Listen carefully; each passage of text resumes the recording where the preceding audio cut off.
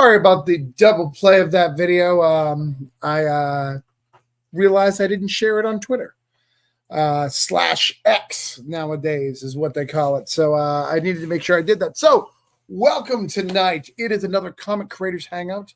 Guys, if you are here and you're watching, I see some people are watching, go ahead and leave a comment. If you have a comic that is out and you replied to any of my messages to come on the show tonight, go ahead and reply and let me know that you're here, that you want to come on, and let's get you on, get you all taken care of. My name is Travis Gibb. I am the co-owner of Orange Comb Productions.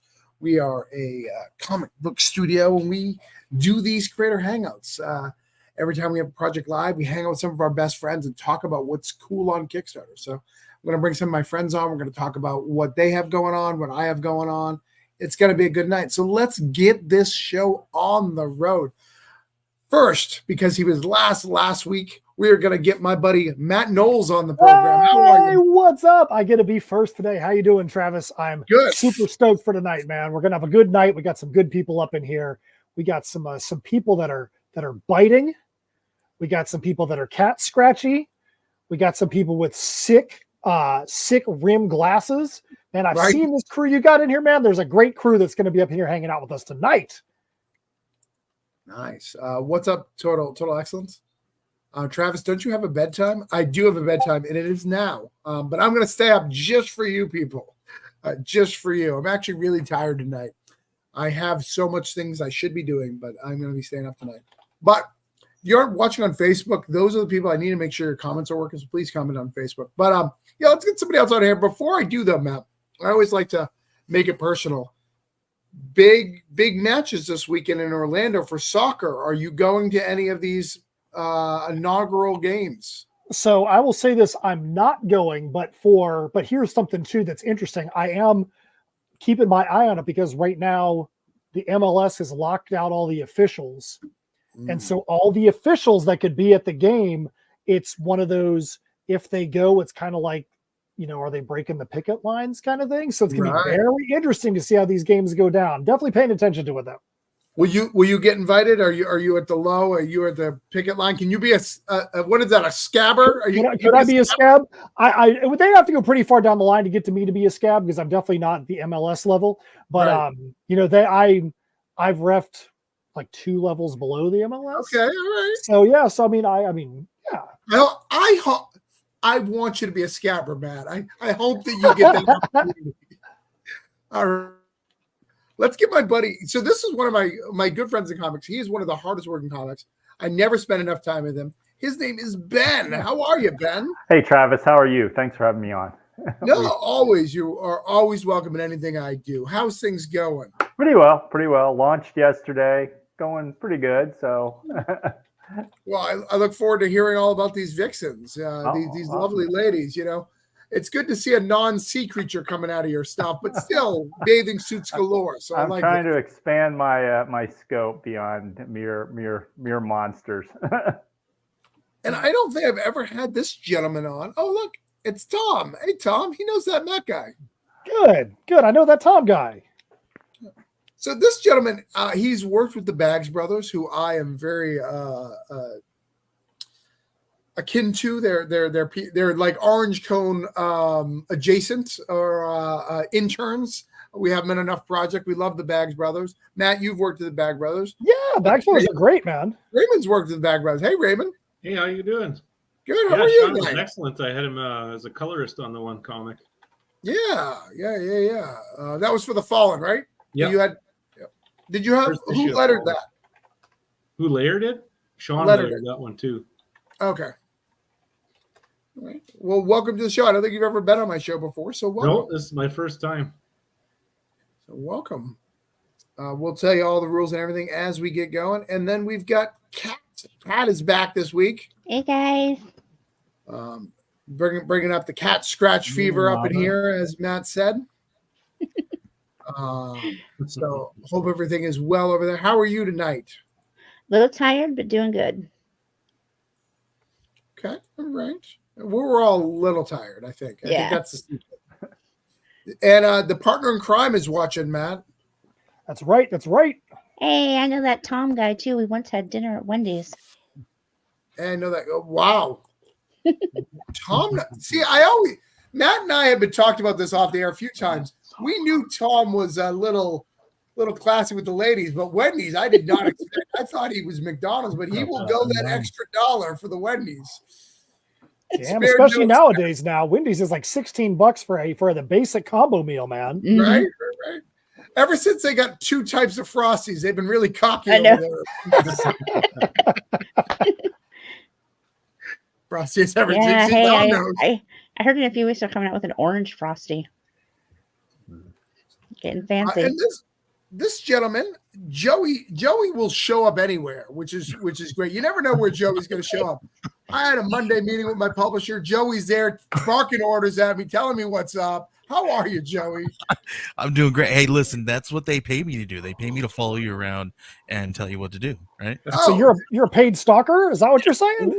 Yeah, pretty much. Man. I mean, Matt, you've known me long enough. Like, leaving me to my own devices is probably not the best idea. I think that's a good goal. Yeah, if they do that, there's going to be like 12 campaigns launching next month from Travis if somebody's not reining you in, right? Right. So let's Just a hold the couple back this of it. time. Just a couple this time.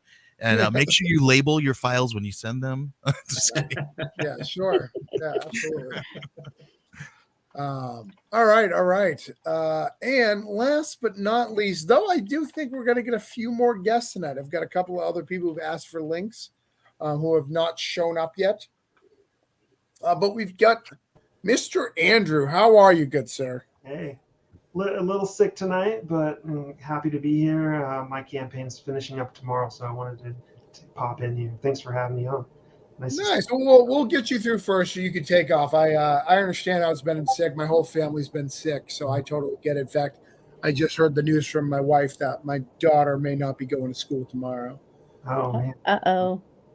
So she had a sore throat today, and she's just not feeling it. And it's a half a day tomorrow, so it is what it is. But I told the kids I'm gonna bring them to McDonald's tomorrow. So how do you do that? Do you reward them if they skip school? I don't know. These are the questions the parents have to ask, right? Do you still honor your commitment, or They only get the drive-through, not the play center. Ooh, yeah, but the other kid didn't do anything wrong. He went to school. Oh, the other kid can go to the play place, and one kid has to sit in the car and watch through the window at Right, playing. And make sure you're up watching the whole time so I can see you, because I don't want anybody kidnapping you in the parking lot. And we've got my good friend Jerry here. How are you, Jerry? I'm wonderful. How are you? Good. I'm always fascinated. I was fascinated last week by this backdrop. Is this an office? What is going on in the backdrop? It looks like maybe you have your own executive trailer. I don't know what's going on. I wish it was that fancy. So this is basically the closet in my house. I'm gonna see if I can, without unhooking all my hard drives, I'm gonna see if I can rotate here. So this is like a little tiny room off of my living room at home. Just over this direction are tools, and if I can rotate any further, it's like Easter decorations and Halloween are over here. I like it. My bike's hanging up over here. Okay. Rollerblades, with dust. But you can look super professional if you keep it in this one little That's it. Right. Actually, you know what I do? If I do this, hang on right here. So that's wrapping paper from Christmas, and that's an old bed frame. But if I just do this, it's good. I like right? it. I like Solid, it. Right? You just need a poster in that one little corner to show that you're going. Zoom. I had something up there, but the problem is my light hits it and then you can't see it. So it's just like a ball of light then behind me. So it's dumb, but it's preferable. So tonight, like I said, we are going to be talking about all these wonderful campaigns. We're going to talk about what's going on in Kickstarter. We're going to try to raise some money. We're going to show you all the cool things that are on Kickstarter. Have a good time with it, kind of hang out, do some good stuff. I know some of you guys launched today. Joey launched today. Some of you guys were here last week, but they still haven't funded. So I'm going to keep bringing them on. If you don't want to see their faces, just give them money. It's really easy. The only person who's not going to go away is me, because, it's my fucking show and I'll do what I want. But other than that, we're going to get some cool stuff going on. We're going to see where people are. I'm going to bring up my trusty piece of paper here. Let's see if this is good. Am I right on this? Yes, I can. So I had a weird. I'll tell you a little small story. So I'm a type 2 diabetic, but I'm not too bad. But I need medicine. And randomly they just started saying I can have medicine and like sending me stuff. And so I called my doctor. I was like, "What's this medicine?" No one knows what it is, but I'm approved from my. I don't know if someone's getting medicine in my name, and if they need medicine enough to use my name, like, good on you. As long as I'm not paying for it, I don't care. And then to bless us with our presence, to allow us to be on Kickstarter, the King is here to bestow his blessing to allow us to exist on Kickstarter. Oh, I was wondering who you were calling that. Blessed be thy name. I was Pat like, Shand. oh my God, it can't be Pat Shand. I thought he was saying Jerome Gagnon was going to be joining us, but then he went and pulled out the Pat Shand. I feel like he just threw the Trump card down there on us. Is that Charlie? Charlie must be behind Pat, right? Oh, I'm sorry. It's like the first thing I've ever said to you, Pat, and I really apologize. It was out there, it presented itself, and I felt like I had to go for it. I apologize. Oh, hey, it's all good. Nice to meet you. You too, buddy. So I'll just tell you, Jerry, one time he had to flip a name tag for someone who insulted him, and he didn't like doing that to Pat. So, I'll be careful. I'll be careful. Hello. How are you tonight, Pat Shand? How are you? I'm good. I'm chilling. My cats are causing fucking havoc downstairs. Who knows what's going on there? Do you have the crew downstairs tonight? Are they all packing, or is this? No. I'm home now. They pack out about an hour away from here. So not tonight, but maybe in a future stream. Your packing center is an hour away from where you live? Long Island's pretty big, bro. I'm out in Suffolk, there in Nassau. I make the drive about twice or 3 times a week, but I've thought about moving closer. I just kind of love it here, you know? Well, but I guess too, if it's Long Island, you could be an hour away and it's like 2 miles down the street. So I get, I'm thinking Florida where like an hour like means Orlando, not like, where I can see an hour away, but it's going to be a lot of traffic. Yeah. It's, the reason why it's there is it's closer to everybody else. They all live in a 15-minute radius. It's, we turned my childhood home, the back half, into our publishing studio. So they all just, still live around there. So they have easy access. Me, not so much, but it's all right. Dude, that's awesome. Did you move your parents out? You're like, look, I'm selling too many comics. You guys have to move. I'm so sorry. That's fucking dead, Travis. Okay. Oh, number 2. I'm with you. I feel you. Yeah. No, I mean, Hey, mine too. Now that I think about it. Gang shit, my mom, she's very small. She's about 4 foot tall, so she takes up a very small area. Moved her into a broom closet, and the rest of the house is just all ours. So what you're saying is you moved her into the space between a couple of stacks of books? Pretty rough one, but yeah. Boom! Boom! Nailed it. All right. So let's get started here. Let's get Andrew up here since he's not feeling well, so he can take off real quick. Andrew, you are back live on Kickstarter. This is, you said the last day? Yeah, I got tomorrow. It ends. We did a campaign in January, didn't succeed, but now we're back here with our Starry Universe metal trading cards, pillows, pins, all your favorite art again. So I'm just looking for a modest 650. Okay. And we're getting close. I think we're going to hit it. We just need a little push to close out. Nice. Okay. So it's just a couple of pins and some cards here. Yeah, there's going to be 17 different metal trading cards. If we happen to get to 1,000, there'll be an 18th card. Okay. You can get individual cards. You can get sets. And the add-ons, you can get the comics again if you missed it last time. Nice. Okay. So you got a couple people getting the physicals and stuff. All right. Nice. And what made you decide to do this campaign? I want to get issue 2 started. Okay. The last campaign I tried in January was a new IP, Right. Dark Angel, and we didn't have much conversion from our Starry Universe, but we have a lot of people waiting for issue 2. So I wanted to get a little jump start on the cash for that. Well, we got you at 478 with 11 backers. Let's try to get you at least a backer because you're leaving tonight. You're not going to stick with us. We'll try to get you to 490 and 12 backers. Let's see what we go. We just had one ad. There you go. See, you're already getting on your way on where you need to go. I actually didn't even know this was live, my friend. Like that's how out I am. I was just like, I thought your old campaign was still live. I was like, oh, it's still live? Because that's how my campaign. It was a quick. I got enough followers to kick it off, and it was a short little 15-day campaign. So. Okay, fair enough. All right. So are you taking off now, or are you going to stick around for a little bit, or you want to go now? A little bit longer. Probably. Okay. All right. Well, whenever you need to leave, just message us in the private. We'll make sure we say goodbye. Thanks. All right. Let me get this and get it shared out on the Facebooks. Let's see. So we'll do that. All right, let's get that out there. All right. Let's get that up. Let's see Starry Universe getting some merch though.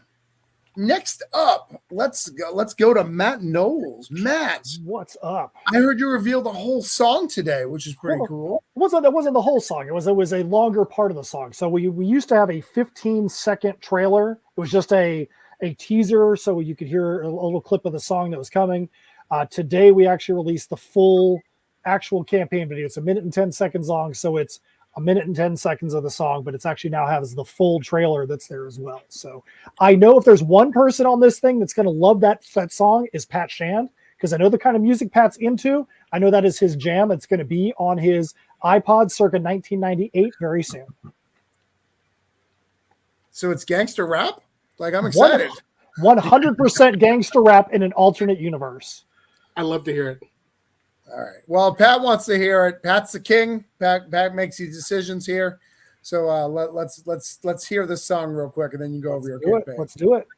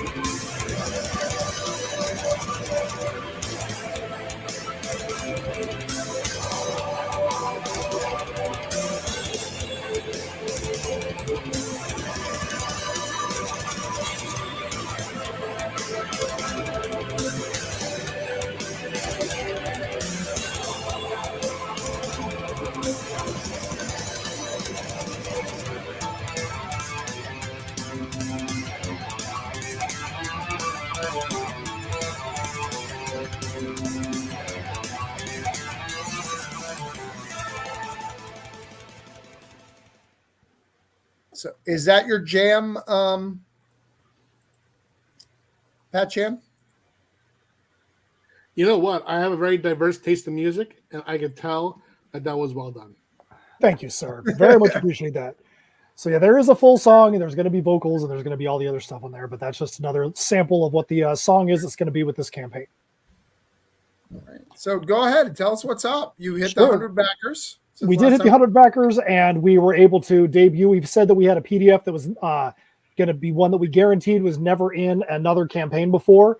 Steph and I were actually the first people outside the country of India that actually got to read it.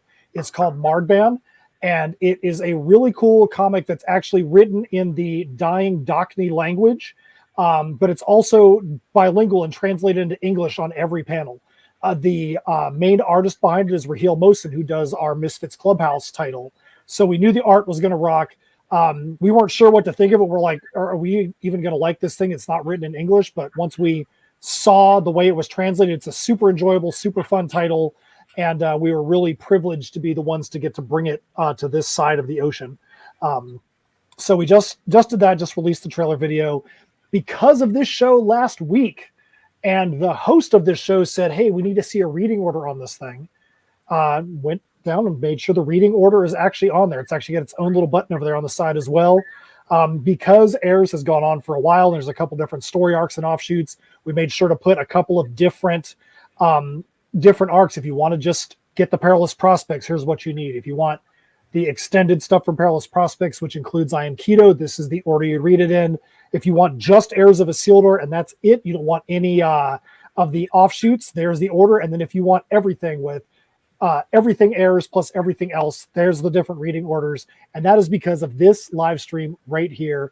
Talk about service. Boom. Thank you, drive-through. Nice. That's nice. Give a quick pitch of the book because I don't think you've done that. Sure. You've talked about the video, you've talked about the Sure. PDF and the reading order, but what the fuck is this book about, man? Sure. So Heirs of Isildur, the Perilous Prospects, Book 3. Our timekeeper, Michael Isildur, has arisen from a supernatural slumber.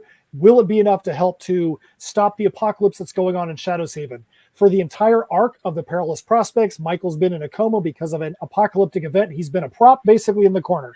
Everyone around him that didn't have any affiliation other than having some attachment to him has now had to come together and figure out how to survive and potentially address this apocalypse that they helped to create. So now that Michael's back, he sees everything has changed, which you saw in the video. You see everything has changed around him, and he has to figure out what his role is in this world now that seems to have moved on without him.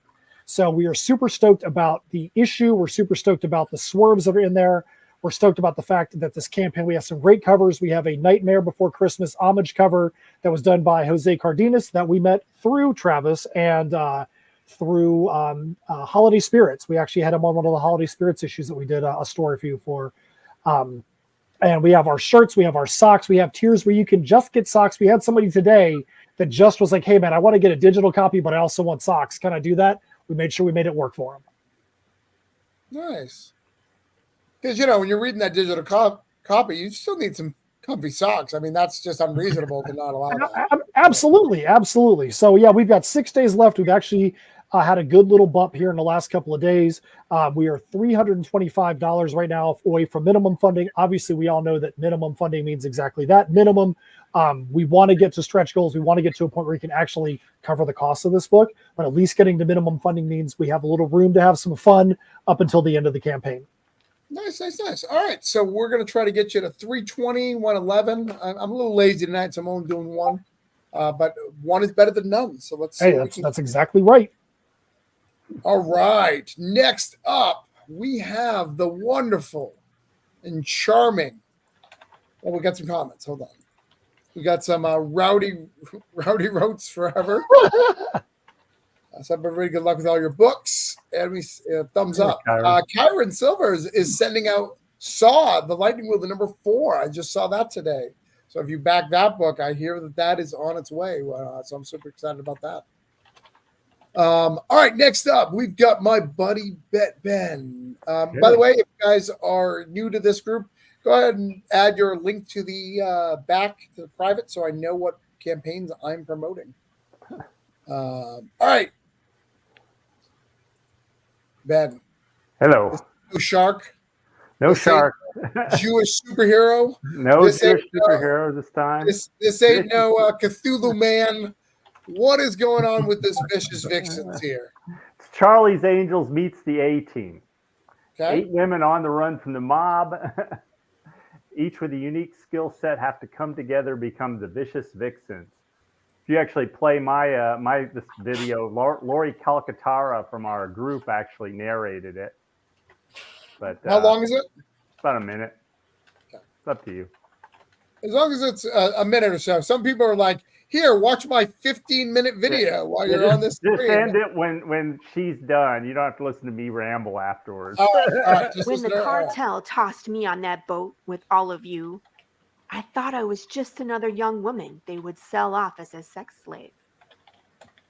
But our group has the strongest woman I've ever met. The fastest. A psycho who's really good with a knife. A martial arts master. A woman with every survival skill you could ask for. A medical doctor. And a quote-unquote bartender who just happens to be a crack shot. So who was the mob selling us to? And what did they want us for? 8 women being trafficked by a criminal cartel, now lost in the middle of the ocean and hunted by their former captors. Their only hope for survival is to become the vicious vixens of Dakuwanga. Okay, you can end it now. Otherwise, you have to hear me talk. Hello, my name is. I don't want to hear Ben Taro. It beat me in stereo, overlapping soundtracks. All right, so you just launched today, right? Yesterday. Yesterday, okay. This is a strong start for you, right? This is really good for you. I'm doing really well on backer count. Average pledge could be higher, but backer count's doing really well. Yeah, I did my first cosplay covers this time for people who like that. I have 2 models cosplaying as 2 of the characters in the book. What happened to her arm? I'm concerned for her. Does she only have one arm? Well, she's standing sideways, so she's in a side pose. I actually had my backers vote on which one they liked, and this is the one they chose. I offered them like 3 choices from her poses. So a lot of them have amputee fetishes. That's I don't think so. I mean, by Travis's logic, we all have no arms right now. We're all just heads. Hey, my brother legitimately only has 1 arm, so like I look for these things, you know. You're the first person to point that out. So I think people wanted side boob and butt, so that's kind of why it won over the ones that were like dead on and looking from the back. So it's not a spoiler warning. There's not she doesn't lose an arm in this. No. In the other series with the shark, she should lose the arm. You have the shark comics, so it kind of puts it all into play. Well, it does tie into my Shark of War series, which I actually give everybody a free digital copy of. Nice. Because he's the shark is kind of the reason they got free in the first place. He kind of he inadvertently frees them. You know, he doesn't save them because all he is a shark. He just flies off after killing the captors. But there's also a link there for where you can read issue 1 for free. This is issue 1 and 2, so you can just download issue 1. You don't have to sign up for my email or anything like that. You click on that link, it pops you into the Google Docs, and you can just download it. Because I think if people read it, they'll like it enough to want to see issue 2. Nice. All right, so you're at 153, 85 backers. Let's try to get you 86 backers. That'd be nice. 150. But this book looks great, Ben. I like it. I love this. You know, this is the first time like you broke from your mold when you did the first issue, and I'm happy to see you back for the second. Is this like a ongoing, or do you have like a 4 issue where you're ending? I can go at least 4 or 5 issues, but I can go longer too. I kind of have a plan for it to go, 10 issues if it proves out. But nice. Ben, are any of these girls in your issue? Are they all just completely fictional characters, or are any of them based on people that you've known in your life or anything like that? Nothing like that, really. I mean, maybe some of the personality traits, you kind of like different people people or something like that have some of that, a little bit of that. But no, they're fictional, and they're all women with these unique skills. Thank you, Pete. Yeah, he actually wrote a review for me, I think, and on his website, and gave me a really good review. I think I put a blurb for it in there, and in my Kickstarter page. Nice, that's awesome. That's great. Well, good. I'm excited about it. Let's see what we can do. Okay. So, Joey, what's up? My bad. You've been sick of getting other people funded. You're sick of doing it. You're sick of just making everybody else rich and famous. You decided to step in the arena. Is that what happened? I guess so. Yeah. Well, I did parts of that. Part of that is true. Yeah. No, but yeah, I did. I wanted to dip my toe in it a little bit. So we're doing a magazine. A little bit different, right? So we're part of Zine Quest. The Kickstarter's open call to TTRPGs and things of that nature. And I just gathered a bunch of friends together to do some articles and contribute some of their comics to this. So we have 3 never before seen comics. We got comics from Alan Dunford and all those crew over there. They're going to be dropping a ash can version of Beneath the Lighthouse that they're going to be dropping. We have a short preview of what's to come for stuff over with Scarlet's Twilight. This is going to be featuring Ace Falcon, and then we got a breakout story here called Mother Wolf and Cubs from my pal who is the next I mean, you guys got to keep an eye on him because he's doing some pretty good stuff with this. He did Comics Comics, and it's this is a really cool one. This is kind of like a werewolf kind of thing. It's got La Llorona in there, so it's really really cool to kind of, this is a really fun little 8-page story here that we have in there. We're also going to have articles, interviews, writing tools, marketing tools, all kinds of really cool fun stuff. We also have we have an homage to the Wizard magazine. Benjamin Morse offered up his talent to us, and he created this beautiful looking cover here. We're also going to be doing some really cool embossed title with the title and varnish finish with and we're going to print it on some foil paper.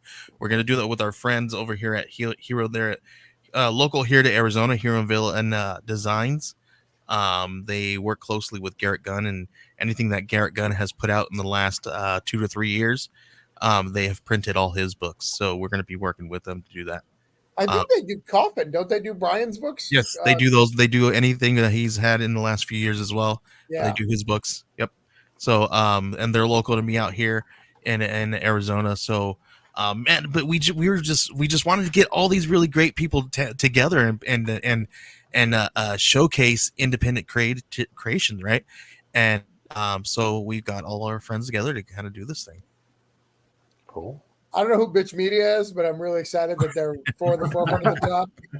Yeah, we got some. Listen, it's like the crazy talent that we have that is part of this. Like we have the editor that is a part of this, who's Lindsay. She's with Oneshi Press.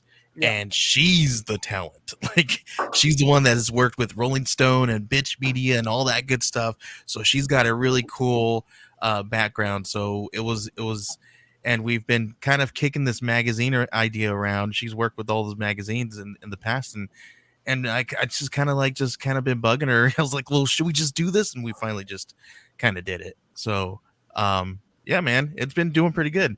We're pretty close to getting funded here on the first day. Hopefully. Nice. We'll see how it goes. Nice. All right. So we are at, Joey, you are at 1155 at 31 backers. We're going to try to get you 32 backers. Try to get you to 175.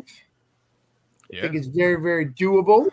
Totally. I think this campaign looks great. Last time I was on with you, I really felt I think this is something that the indie comics are asking for, because though I do think yours is a cut above, I think a lot of people are starting to go to this route.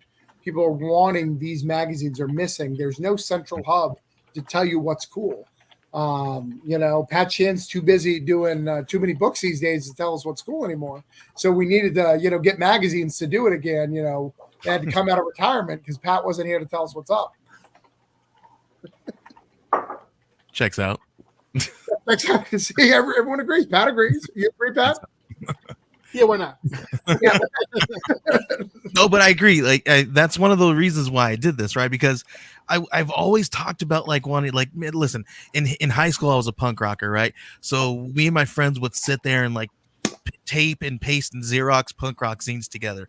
So, and then we'd pass them out at the shows and stuff like that. So I wanted to bring that to this, right? But now we have access to all these amazing paper and printers and all this stuff, right? So I was like, well, and I wanted to bring that in with my love with comics and then Wizard magazine. So I wanted to bring it all kind of together, and that's what we did. And I had a great, like, all these really cool people who are actually willing to kind of offer up their stuff. And man, so what we're gonna do is anything that we're funding, we're gonna contribute to the people. We're gonna pay the people who contributed out of this. We're also going to print and distribute everything as well. Um, and if anybody's in Arizona within this next month, we're gonna really try. I think we're reaching out to get some tables, but we're gonna be at Game On Expo in March. So we're gonna have a table there along with our sister business, who is a podcast network. So they're gonna be there doing some interviews and stuff, and we're gonna be setting up some of our tables, and we will have some of these printed editions here for people to kind of get their eyes on. I'm not sure if we're gonna pay offer them for anybody.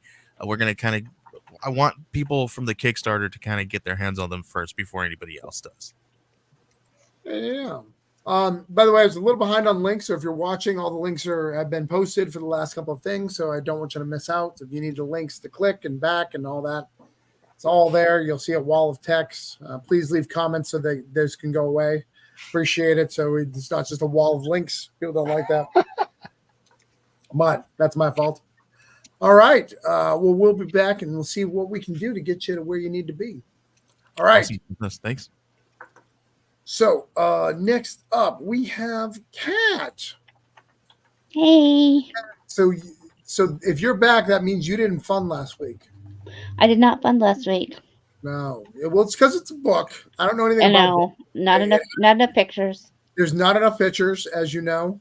By the way, you had me laughing, and I want to point out that I waited till today to make a comment about it. Oh. When you're in one of we were talking about best writer in a group, and you go, I'm gonna go with Donnie Cates just because I know that name, and that hurt my heart. You wanted her to say you?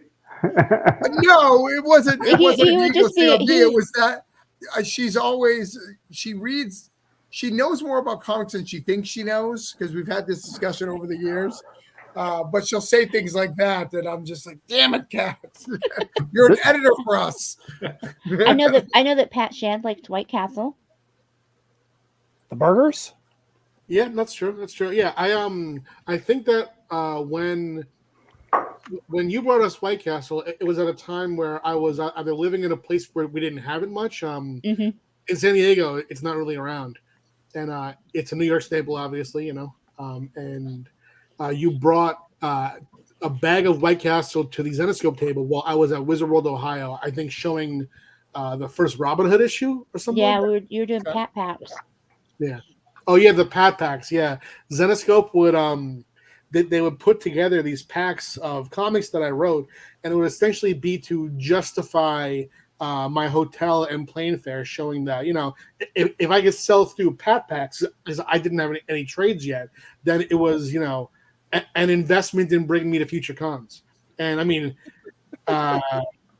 it's crazy looking back now because I ended up having like 40 trades from Zenescope, but those were the very early days. Then it was an investment in bringing me to future. It's crazy. Who has us on replay? What's going on? Is my audio late? No, I think someone had watching it from Facebook or whatever. They probably. Oh, gotcha. No big deal. But Kat, let's bring up. I actually have a bunch to talk to you about, Pat, about a con experience that I lightly talked to you about, but when we get to your turn. But let's see what Kat has to offer. It's a book about cats. You love cats, so I think It's not a book about cats. It's about cats. Okay. It's only about cats and bears. That's it. There's cats in it. Oh, all right. There's toys. All right, fine. There are toys, but there are in the bonus section. There's a couple of cat stories, so there are cats in the book. So talk us about this book. Pat Shand knows how to write these book things too, right? I think Pat's wrote a book or two. Yeah. All right. Well, Holidays at the Toy Store is the third book in the Toy Store series. It is all about, obviously, holidays and toys. But not just normal holidays. These are holidays that I know people I think it's Tom, has a thing against made-up holidays. So this may not be the book for him. or it may change his mind. So like today was National Chili Day, for those who don't know, and there's actually a story in the book about a chili cook-off, and you'll have to get the book to find out who wins, and it includes the recipe, the winning recipe for the chili cook-off. So there's PB&J Day, Mario Day, all sorts of days. Pie Day. If you look at the cover has. All right, has hold on. has a pie day. I'm gonna have to stop you. Okay. Today was Margarita Day. I'm very clear from all the Chili's ads that I got from It was National Margarita Day. They've informed me in great detail that it's Margarita Day, not Chili Day. Well, you can have some margaritas with your chili. All right. I just wanted to clarify that because I got tons of ads about that today. I'm fully aware of what day it is. Okay. Well, we have a couple of little mini goals. So for every $500 pledged, I actually go on Twitch and read stories from the book and show off the coloring book, and we chat and hang out and have a good time. At $500, we actually gave away the digital copy of April's Army for those who like cats. At $1,000, we're going to do Jessica Judd's Origins #1 for Mary Shelley. Okay. And then at $1,500, I'm actually going to do the digital copy of Cobalt's Castaways as well. There are packs. See, I got packs on the brain. There are reward tiers that will get something for everything from $5 up to $100.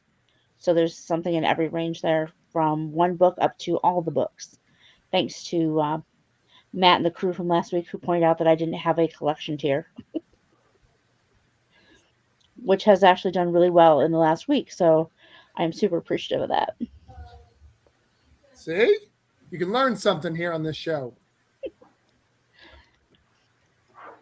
Good. Well, I'm excited about this, and this is the third book in the series, which is pretty cool. This is the third book in the series. Yeah, we've been able to fund the other two, so we can fund this one too. We just got a few more days to do it. We're about $500 short, so any little bit helps. We are at $939, 35 backers. Let's try to get you to 36 and $950 tonight. And that would be fantastic. Awesome. All right. Right. Next up, we've got my boy Raymond. How are you? I'm good. So you've seen what we've been doing here. I don't have a link to your Kickstarter. Could you send it in the private chat for me? Sure. It's in the back there. And anybody's watching, if you guys have any questions about this book, they'll happy to have it. Links are in the comments, so we'll get you guys your links out. I'm sure everybody's aware on what's going on. Yeah. Got that there? Bear with me. All right. I got to bear with Raymond.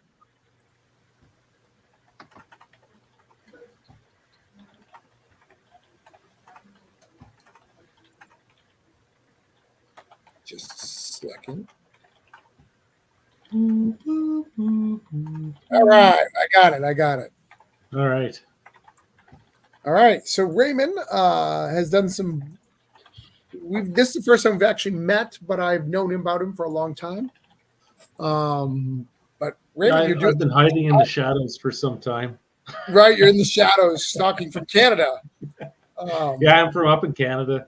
So immediately, if you're American, you're getting a discount. Oh, it's vampires. Hey, morning, one-shot horror vampires. So tell us about this book, Raymond. So it's a one-shot horror comic about some kids partying in the woods, and they wake up a vampire that's been sleeping, and it gets a little nasty.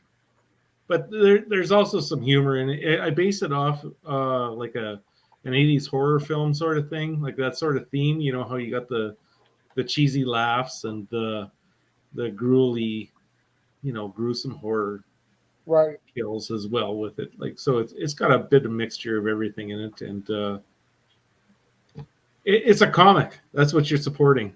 It's no fancy There's nothing fancy about it. There's no T-shirts. It's like there's no T-shirts. There's nothing else. It's just a comic. I don't know what to tell you. You're supporting a comic book. I kept it bare bones. So, it's kind of a break. I was working on Fallen, my main series, which is available in the add-ons as well. And I kind of hit a rut, and then I had an inkling to draw horror stuff. So I used this as my little escape route. And Nice. I instead of like a normal artist would do is wait for some writer to contact them, I jumped the gun and I just do it myself. So I made a horror comic. Well, I have one major question here. This woman also doesn't have another hand. Is she related to Ben's character that only has one? It might be. If you look really closely into the darkness, there's a shark. What? I think he bit his finger. I think He that's might what have. I think he bit his finger a little bit. Right, he's actually a really nice guy. He actually didn't do anything wrong. Yeah, he's a punk rocker by look, trade. he just woke up. Yeah, he's not quite together yet. So both the covers are I actually painted them with oil. Yeah, they look great. And there's 4 pages on the interior sequentials. I hand painted with oil as well. And if you need a reference, I have this as well. Hold on, the OG. Let me get you big. Oh, there you go. Oh, nice. So you got something a little different for. I think with indie comics we kind of get that point where we get to be original and try different stuff. Right. So I don't think that there's a lot of comics that have oil painted artwork in them, and so I thought, why shouldn't I jump on this? Because I like doing oil painting on the side as well. And so I did a few pages. The sequential pages were incredibly different. Let me tell you that. Like they're hard to do because oil takes like a long time to dry. Yeah. So there's points where you're doing your artwork and you drag your arm across and you're actually dragging it across the paint. So each of the sequential pages actually took me like probably about 2 weeks to do because it takes so long for the oil paint to dry.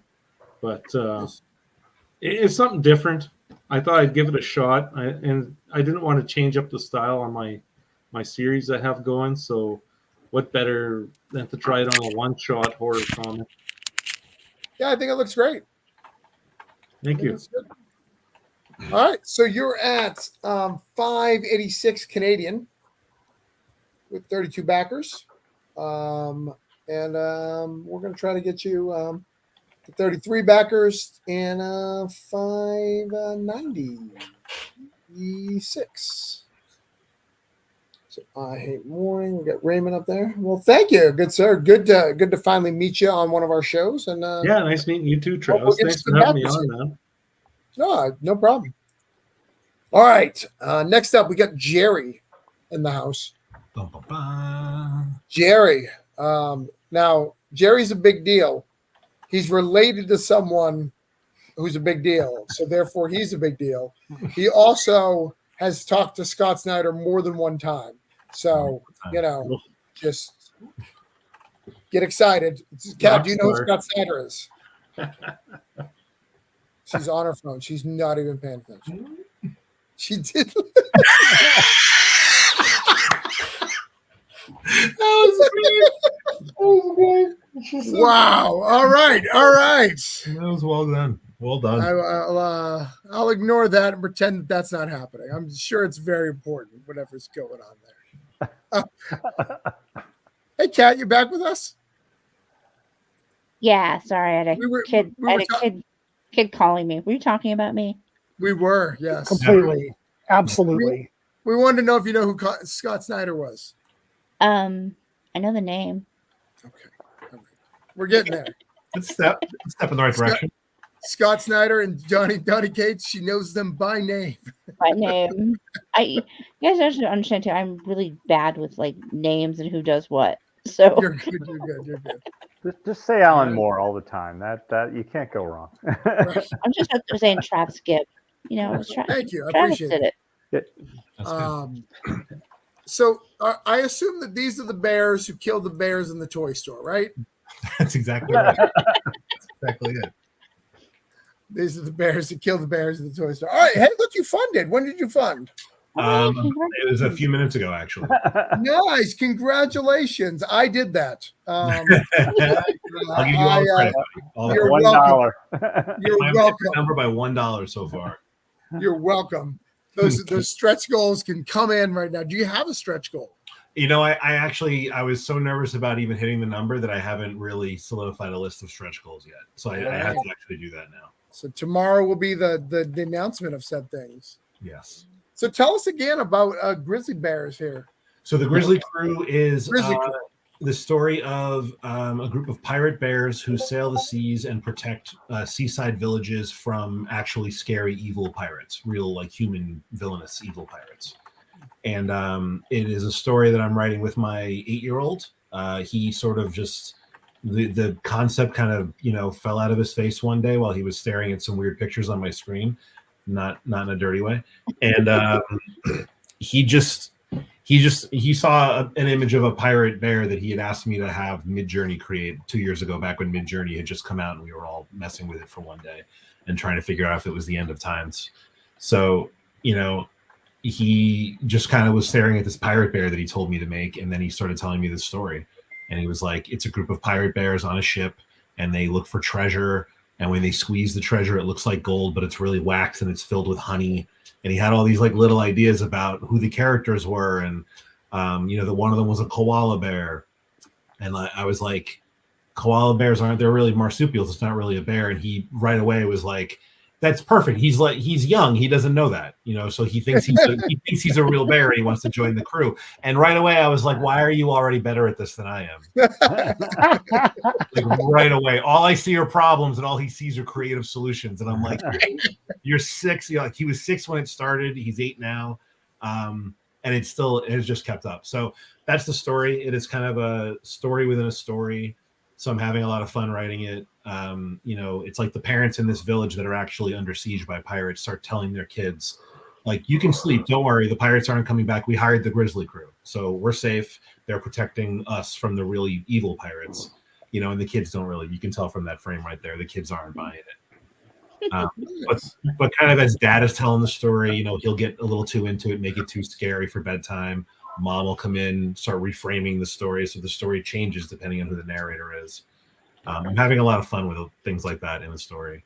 I also love that you can get a guy named Nick Justice on a kid's book. It just seems like it's meant to be. Nick, almost all of my add-ons are art commissions from Nick. So he actually, I had him do this. He did this. I'm going to show something if you want to make me bigger for a second. It's a cover he did for me. For Iron Man, he did one for Captain Marvel for my daughter. He did a Captain America for my other son. Iron Man is Harlan's favorite Avenger. But Nick has a great style. He's really great. And, you can get black and white, full color, 5x8 or 11x17, all as add-ons if you back at any physical tier. There they are. It was totally a coincidence that we put Space Ghost on there, by the way. That we did that, and then that announcement came that they're bringing Space Ghost back. So I'm going to say a secret here. I'll make myself in the group. So I'm actually friends with David Pepos. We talk on the phone on the regular.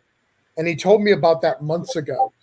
But he does code names for his books, and he kept calling it the Human Rocket. And even though I knew the answer, convinced myself that it was Nova and was disappointed when it was Space Ghost, even though I knew the answer. I was like, that's sad. Yeah. It's good. It's good to be delusional enough to talk yourself into things. That's good. But all right, well, I'm really excited about this. I also, I backed it last week, and it's just $10, like out the door, for a physical copy, which is great. Yeah, all three, any of the three covers you want are all three options are $10, and then obviously you want multiples, it gets cheaper. I worked really hard on getting retailer tiers that would be useful to actual retailers. On previous campaigns, I'd heard from retailers that it's always just too expensive, and so unless you have a personal relationship, they're just not into it. But if there are any retailers listening, the two tiers are each 55% off the cover price. Nice. So it's pretty steeply discounted, which might still not be enough, but yeah, I'm trying. Danny, if you're listening, Brendan, if you're listening, Rick, if you're listening, hear that? Cheap retail tiers. They'll take care of you. And where are you out of, Jerry, again? I'm in New York. I always, for some reason, because you work with Disney, right? A little bit. I work with the Blue Juice guys who are in your neighborhood. Blue Juice guys, yeah. So I always think you live here. I don't know why. Yeah. I've actually been working in Miami for the last couple of months on a project. Cool. So I've been down there quite a bit. Pat likes Miami. I do. But I'm on a different part of the same island as you. You said you were in Suffolk. I'm in Brooklyn. You guys been have to get together and have a rumble. Dun dun dun. Oh, you guys have rival newspaper teams that are against each other? Like I hear that the newsies have a lot of problems up there. I've seen Anchorman. About going to Brooklyn. There's a sandwich shop that I want to try in Brooklyn, DeFonte's. Oh yeah, it's a good one. There's one in a little one in my neighborhood that everybody likes, Leone's. It's on 14th. Oh, that sounds familiar. Yeah, it's a good one. Nice. So we've got that all shared out. We're going to try to get you to 85 backers, get you a little bit of that hump guy, get you to 25, 26. Is that our goal? I think it's extremely doable. So links are in the comments, guys. Let's get it. But Pat, how many books do you have live right now? Of my own too. Okay. Of your own too. I like that answer. I like that. I've had that answer myself. Can I get the links in the private chat real quick? Yes, yeah. I actually just went into pre-launch today on the next Terry Moore campaign. So nice. That one should be live, I believe, Monday. Pat, I don't know how you can keep track of all that stuff. And we've seen Travis the way he keeps track of it. And he's got like one dry erase board over there, and he's got everything scribbled up, and it's like 76 things. I don't know how you can keep track of all that stuff, man. It's impressive the number of projects you have going on at any given time, man. Well, thank you. It's definitely a lot. I have a lot of forums. I have a lot of people who are just, making sure that no one's ever waiting on me. And sometimes I'm human, so people are waiting on me, but do my best. I just want to call this out before it's not true anymore, but Private Dance is at 999 backers. Hey, nice. Beautiful. What? Nice. Just about to cross over 1,000. Let's go tonight. Let's talk about it right now. Let's talk about Private Dance. Look at this beauty right here. Wow, look at that. Wow. 48,267 with 999 backers. Tell us about this. And before you start, I want to tell you guys, Pat has talked to me in a long time when we just talked about Miami, but he talked about it and how he's so passionate about this project. He's passionate about all his books, but specifically this one. Like this one, this is ongoing. This is going forever. He loves this series, and I'll let him tell you more about it. But I want to tell you, it's not just another not for safe work. It's a very passion project for him. Yeah, it's one of those things where the entire concept behind Cheeky Comics was that there's this perception that if something has erotic elements, that it can't also be a story. And that to me is as untrue as if someone were to say that a superhero book can't have an actual story. A book that has elements of violence can have an actual story.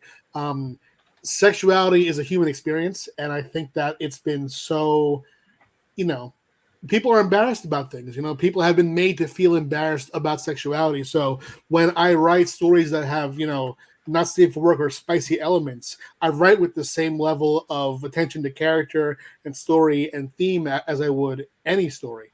It's just that, these kind of stories, especially in the 2010s, have, you know, our industry in particular has put shame upon stories like this when, you know, the mainstream consumer really wants things like this. They want to feel seen in every way. They want stories that represent life, and sex is a way bigger part of life than a lot of the things that we see in genre comics. So yeah, I write Private Dance in a way that explores character the same way that I do in Destiny New York. It takes place at a strip club, and we examine the overlap of reality and fantasy as we delve into the lives inside the club and outside of the dancers, the customers, the bouncers, everything. It is an ensemble cast that is going to, for many years, tell the stories of these characters and how playing these roles and how being in this place together, doing this unique kind of work, impacts their lives. Nice. So I have a question for you because I'm helping a friend of mine do their first spicy book, and you know I don't do that. Is we're at 1,000. Look at that. Grats, Pat. I think I know who it is. It was me. Hey, how often do you get an opportunity to say that you were literally the 1,000 campaign? That doesn't happen very often. There we go. Get the opportunity yet? So yeah, I had to do that so I could say for once in like 500 campaigns between InSim and my personal campaign that I actually was the 1,000th backer on a campaign. And you got in there just in time because now it's at 1,001. You beat me by seconds. Oh, did I really? Oh man, I didn't mean to steal your thunder on that, man. Today. I actually will back it later because I backed the first one. I don't know why I haven't backed this one yet. I apologize, Pat. Shame on me. It's all good, man. It pissed me off, but it's all good. I pissed you. So I have a question for you as someone who is advising someone about this type of content. As you know, I don't do it. Is there a reason why you use the word spicy versus nude? Because he wants to use the word nude, and I'm like, I think you should use spicy because that's what I see from you and from Mike Tenner. Like, but is it just a preference? Could he use nude? Is it just something you chose, or? Oh no, I mean, I chose spicy specifically to brand it to myself. Okay. Sweet and spicy isn't a thing that really was being done. Like, people have different things that they call it. Like Zenoscope, for instance, they call it Z-rated. You know, Black Mask, they have this imprint called Unit Shifter that I'm helping them with, and they'll, for example, if they have a cover A that's a non-nude and a cover B that's nude, the same image, they'll just call that cover A and cover AX. So people all have their different terminologies.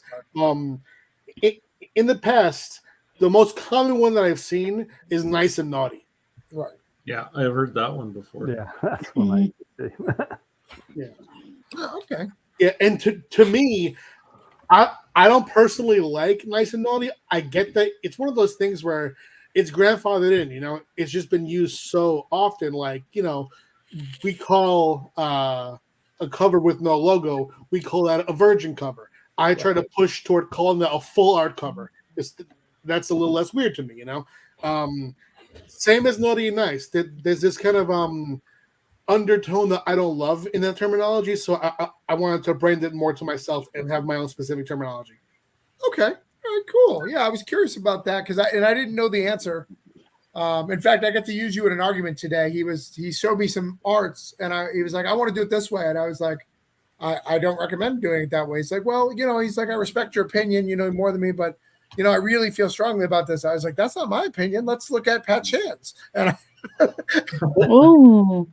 he was trying to use like basically his profile image was a bunch of blacked out stuff to show that there's nude under it. I was like, show things that have stuff. People will look for that. If you put the not safe for work in the title, you don't want your thing to be a bunch of black boxes. Yeah, you know, your project image. That is true. I have, to my knowledge, I've never put a censored image as my project image. I feel that, you know, Kickstarter is very aware of people just generally surfing the platform, and they don't want it to look that way to someone who doesn't choose to see that, you know? Right. Like, for example, my image, it's a girl in lingerie. that isn't something that you wouldn't see on a commercial, you know. Sure. But to have a censored image, I personally wouldn't do, because to me it kind of pushes against Kickstarter. You know, like they want it to be family friendly unless you choose to click. And if you choose a campaign that says not safe for work, that says spicy, that's called private dance, that has that image, you know, once you click it, then you're going to see censored imagery. But when you're on the main page, I would personally advise against that for sure. Yeah. Nice. All right. Well, that's that. Private Dance is up. We've already hit your goal here, but we're going to try to get you at least one more. But yeah, we had you at 999, but we've already killed that. Let's go. Beautiful, beautiful, beautiful. Let's try to get you at 48300 and 11102. All right. And then we'll see the other one.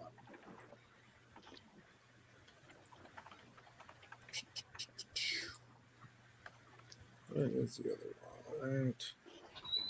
Yeah, the other one is called Emerald Fantasies. Every year I start my Space Between publishing line with an annual. I did that on Cheeky as well. This pretty much just gives 3 stories from 3 of my different titles. They stand alone while also tying into the series. So, for example, this one includes a story from Destiny, New York, as you see here, Gangster as Barista, and Wild Wisps, which is a brand new title. If you have read those titles before, this is a brand new story. If you have not, this is a great introduction to all the characters within, while also being completely satisfying if you just read this and don't choose to move on. Wild Wisps is the one that we're introducing here as a brand new story. The pitch there is that it is a Pokemon-style story in a Game of Thrones sword and sorcery kind of world. And that's going to launch as its own series in 2 months.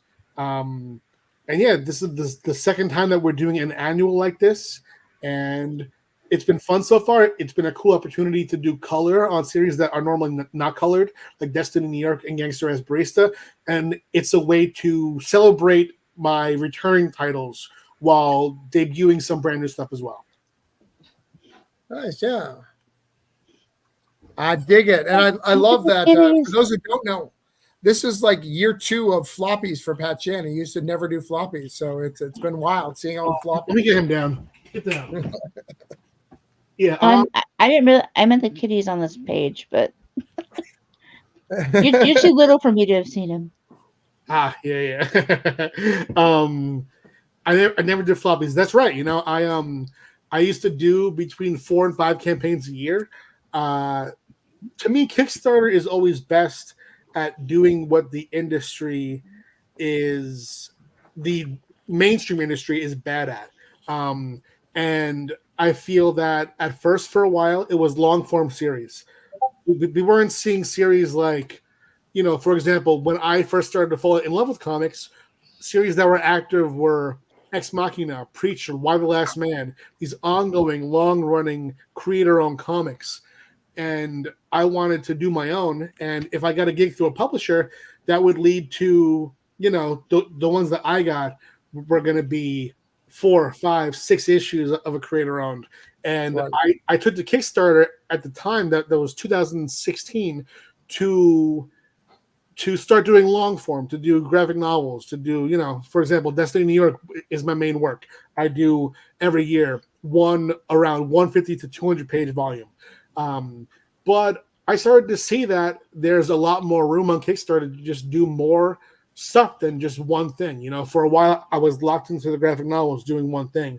Now I see single issues doing very well, and I see, you know, I have my main work. Destiny New York is my main work. I'm going to stick to graphic novels for that. But I am also having fun doing, you know, 3-issue series, 4-issue series through this platform. And single issues works a lot better for that financially than a graphic novel, because, you know, there's a ceiling to all these campaigns. And I think that if you're putting money into color, your best bet is probably to divvy it up into single issues so that you're not going to lose your ass on these campaigns. And you're also giving the collector's audience such a great thing to latch onto, because comics right now, There's a great readership, and there's also collectors. People sometimes don't look toward the collector because they see it as, oh, I'm creating a story. I'm creating something to read. But the fact of the matter is, you're putting a cover on it. That cover is a collectible piece of art that people want to get. So by diving into single issues, I am embracing both the collector's market and the readers who like my stuff and want more of it. Well said, good sir. Well said. And I love it. I love seeing you launch every month. It makes me happy. Thanks. So I love it. I love being here, man. These comics are fucking great. It's great. All right. So last one, Matthew. Hello. Those 2 Kickstarters are links on the side. Let's get them. But now we're going to go around the room and see where everybody's at. We're going to see if we can get Andrew. Andrew's still sick over there, dying, waiting for people done. I'm going to show off my campaigns because last but not least, I only do this. I'm selfish, guys. I'm selfish. I have campaigns live too. Not as many as Pat, but I try to keep up. The numbers are lower, but the quantity is as many. Well, no, you killed me last year. 14, I was at 11. A few more than 14, but okay. All right. How much was it counting? last year? But it's just 14 for you, right? No. What was it last year? I'll count right now. Let's see. What, like it was This is 14 going to take a while. If he's counting a whole year, it's going to take like 5 minutes. It was 16 total campaigns. Okay, and that's just your company, or is that counting like the outside Zenoscope and all that? No, if we count the other stuff, it be a lot more. You know. Okay, all right, that's my question. That was what I was saying. Okay. Yeah. All right, so I've got one that's really easy. We'll go by that one. Coins of Judas. We're launching the trade paperback in March. Joey is helping. Joey and I are working together on a campaign. It's very odd for me. I've never had to work with anybody. I have to send him shit. I got yelled at because I didn't send him the right shit. I'm like, no, I fucking do this. I don't know what the fuck's going on. It's very stressful for me. And I'm trying to not lose my shit because it's not Joey's fault. It's not anybody else's fault. I just don't know how to collaborate with people. And I'm sorry. I'm sorry, Joey. But it's true. We popped up and he's like, I don't know why Joey's here. I was like, good morning to you too, asshole. Why is Joey here? It's fine. I'm just adjusting. But Joey and I are going to make sure this friggin' success. We're super excited about it. Joey, do you got anything to say about it besides myself? No, man. So yeah, we're gonna be doing all kinds of really cool stuff. We were talking about it the other day that we're gonna be dropping a hardcover. So I don't think we've ever done a hardcover, right? I don't think you've done that before, right? I have never done a hardcover for solo Travis Gibb writing. Correct. Yes. Right. So obviously we've had them with Cthulhu and things like that. Yeah. Yes. But we're gonna do one for Coins of Judas. It's gonna be the collected edition, which is issues 1 and 2, and 3 and 4, which is the Gambler, and the Gambler's coming up here pretty soon. So yeah, you guys can grab all kinds of really cool stuff. Great looking covers, great gorgeous looking hardcovers. We're also gonna have a soft cover version of it as well. So you're definitely not going to want to miss this because they're going to have all kinds of cool stuff that is not going to be available in the direct market. So get on it.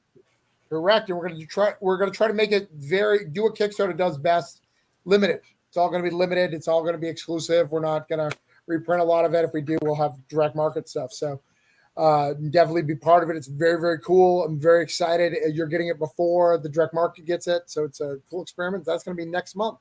And I don't even ask for money on this fucking thing. Just click and get notified. You know, I'm at 52. Let's see if we can get a little higher. You know, it's not hard. Links in the side. People like that book, so hopefully you'll like it, the whole thing.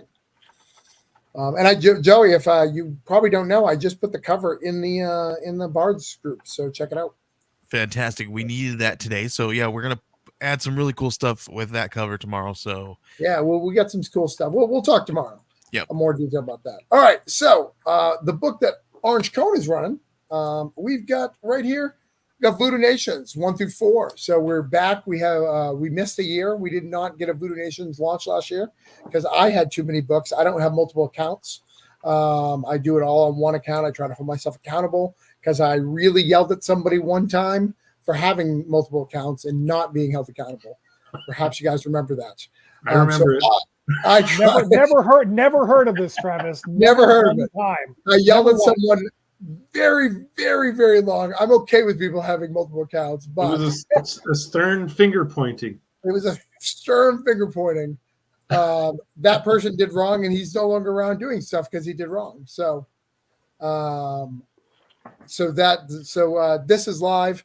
I'd love to get some more back. As Voodoo Nation, if you don't know, it's about two missionaries. They go to Brazil. They meet up with an evil voodoo priest, kind of mess up their world, mess up their marriage. She chases them around to New Orleans, to Mexico, to the other side of the world, through a dark, to the other side, through the Day of the Dead, all sorts of stuff to bring back her husband who has been possessed by a spirit. It's a very cool book. We're on issue 4. This is the big climax, start of the big climax, start of the end, because we're ending at issue 5.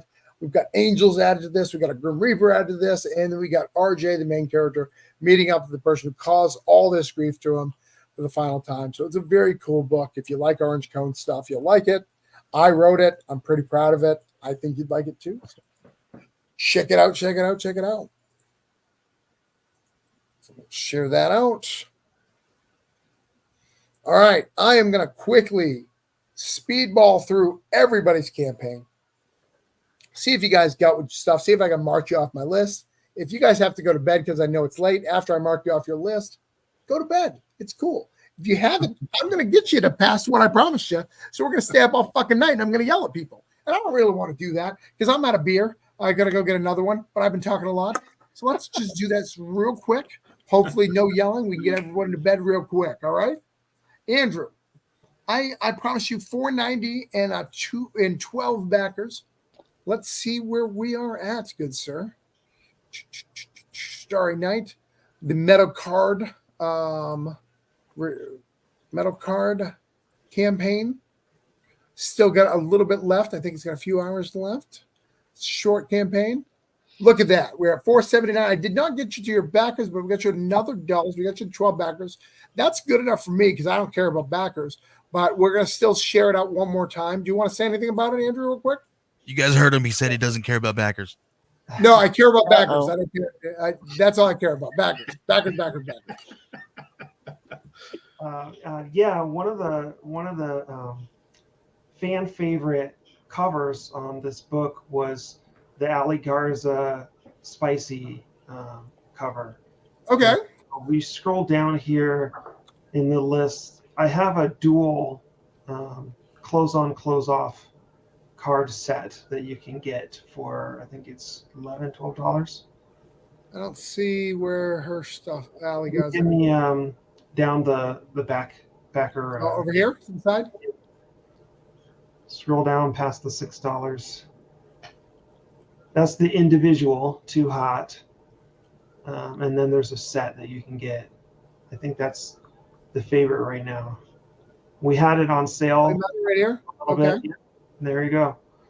So $11. For $11, you can get both cards. Nice. And that, on Facebook, the spicy art is supposed to be okay. And for some reason, this one is so realistic, it just keeps getting flagged and taken down. Wow. That's colors by Cece De La Cruz. She did an amazing job. Nice. And then in the bottom left of the main screen there, you can see I took off the giant yellow bubble so you can see a little bit better. Just scroll back up. Do I have to refresh or no? Nope, down. It was the list of covers down. Oh, here. Yeah, and here. So it's got I put the purple over it. But yeah. And then the Paolo Pantalena covers have been produced too. Nice. That's nice. This is the goal of this is really to help you just get some more funds to help you start up production for number 2, right? Yeah. No shame in that game, my friend. No shame in that game. That's some good stuff. I'm excited about it. I actually just put my pledge. I don't want to show it. Make sure you guys get it back. So get you a little bit more than what you got, but you can go to bed, man. You're sick, man. Go to bed. I need to rest. Feel better. like I said, the link is in the side if you guys want to check it out. So we'll get you where you need to go. But go to bed, Andrew. Go to bed. Thanks for having me on. Next up, Matt. I promise you 3,211 backers. Let's see if we've got you taken care of. Where the fuck are you, Matt? Here you are. I'm right here, man. I'm right here. You're right there. I didn't go anywhere, dude. You are one. Not only is Matt here, he's also the 1,000th backer of Pat Shan's campaign. So that's right. That's what's important, really. We got you to 3. We got you over the stuff. We still owe you $20 here, which is crazy. Yeah, so we're getting there. We're getting there. I mean, it's we all know how it is in Kickstarter land right now. We're confident we're going to get to that 3,500, but hey, it's 6 days left, so we need you out there and join us for Steampunk Comics and Metal Collide. Get us to that level. Get us to some stretch goals so we can get this book done and get it in your hands. We promise you're going to dig it. Yeah, I apologize. I didn't get you the money tonight, but my viewers are a little low, and I'm a little low on energy, if you guys haven't noticed. Not too bad, but a little. But we're going to keep shoving you out, and we're going to pass. Hopefully we can get that. It's only how much? $20 short. No, $13 short. So definitely doable. But we got you past your little thing, so we'll get you there. We got you past your backer goals. Good stuff. Everything helps. Every little thing helps, man, for everybody's campaign. I mean, look at Kat's campaign. I mean, not saying go there now. I'm saying I know last week Kat was pretty unconfident about where her campaign was going to go. Yeah. And now you look at where Kat's campaign is, and I know that you're pretty confident. You're like, hey, there's a chance I might be able to make it. And that took 1 week of rethinking and getting on some of these shows. So it can always happen. It's all about building it, trying to get the community to be aware of it. You know, there's a lot of stuff on Kickstarter. I think there's a lot of really good books on Kickstarter. So there's a lot of competition. You got to really help. I have to give credit to my oldest son who actually started sending out messages to his friends. Oh, that's nice. Dude, that's awesome. He actually backed it himself to get a copy for his little brother and sister. And then he knows that my other son's friend has backed previous campaigns. And so he sent him a text tonight going, hey, have you backed this one yet? So. All right. Ben, we were supposed to get you 85 backers and 50-50. My money is clearly completely off tonight. But we've got you at 86 backers. Awesome. So that's where you're supposed to be. Oh, actually, it looks like, where did we start you at? Do you remember? I was at 85. You're at 85? All right, Yeah. so you've only got one backer. We got to do better than that, though. We're gonna keep sharing this out, trying to stuff. So you make sure you stick around. We're gonna do better than that. But keep sharing it out. Get that going. Through. I know Jerry's got to go, so I'm going to skip Jerry to the front because Jerry's tired. Right, Jerry? He's muted. I know. I'm muting and unmuting myself repeatedly, trying to unmute myself. It's actually, I'm believe it or not, I have an 11:30 thing I have to do, like another interview thing I'm doing. Wow. Nice. All right. Well, we got 1 minute. Let's get it. Have we got you anything? I think I honestly I would credit you guys with my getting funded. Well, that's fine, but I got to get you a backer, so you can go. But we owe you a backer, so we're at 84. We're gonna keep sharing this out. I actually increased my pledge. She did it. She increased her pledge and went to a physical. Went to a physical. Yeah. Well, I appreciate that, but we got to keep sharing that out. We'll get you some backers. Thank you, sir. Bye, Jerry. Have a good night, guys. Thank you. Bye. Bye. See ya. Okay. See ya. Now it's time to back. By the way, I'm going to yell at people pretty soon. So if you don't want to be yelled at, get your shit together. All right. Let's go back in the regular order. We got Joey. Joey, how is the magazine doing? It's doing pretty good, man. Yeah, 117532. Let's see where you're at. One of these links has got to be you. Maybe. One of them somewhere. One of them. All right, I found it. Hold on, I'll bring it up. I'll get it all open here. See where we can get you at. It's being slow. I don't know why. And thank you for doing this magazine, by the way. I think you're a good person to do it. I think you're connected enough, but outside enough. I think that's the right person to do it. Yeah, this has been really fun to do and see how it comes together. And what's really cool about this is we're kind of taking this kind of like an anthology route, right? So we're taking submissions and things of that nature, and we're going to pay people out for their contributions and stuff like that. So we are taking submissions for issue 2 because we found that people love it and they want to contribute to it so much. We were going to do this once per year, and because of all people wanting to like messaging, hey, are you going to do another one when you get I'd love to kind of get involved. So we're like, okay, maybe we can do this twice a year. So I think we're going to make a decision and try to kind of do this do a winter or end of the year kind of version. So Nice. we have picked our main attraction for that book. I could whatever, I'll announce it here, why not? Sure, why not? We actually had a submission from Jonathan Hedrick, and we loved his short story so much that we chose that one for the main attraction for issue 2.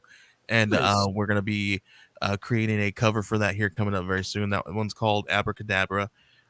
It's and just like Jonathan Hedrick, he's got that really great book called Capable out, right? So this one's kind of along the same lines, where it follows a young man who has a speech impediment, and he, it's a really fun story. You get some magical powers and things of that nature. So we're in. It's kind of, I don't want to give too much away, but it's really fun. There's some really cool looking characters in there. We think that it's going to be really fun and it's going to be really kind of aesthetically pleasing. So definitely, if you guys want to see that second issue, contribute to this one, so that, because that one is going to definitely help fund the next one as well.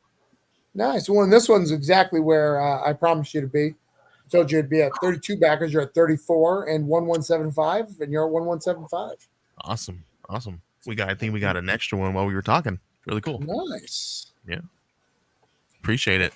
Yeah. So, and if anybody out there, if you guys, everybody here, you guys would like to contribute or sub to this, we are looking for 8-page stories or articles, or we're doing op-eds, articles, writing tools, any kind of tools that you can contribute to a creative out there that is would like to, because it can be daunting, right, for us just dipping in our toes and figuring out this space. It's a little crazy. So why not share some of the love? So we're going to kind of do this and kind of maybe see if we can all kind of use this as a marketing tool.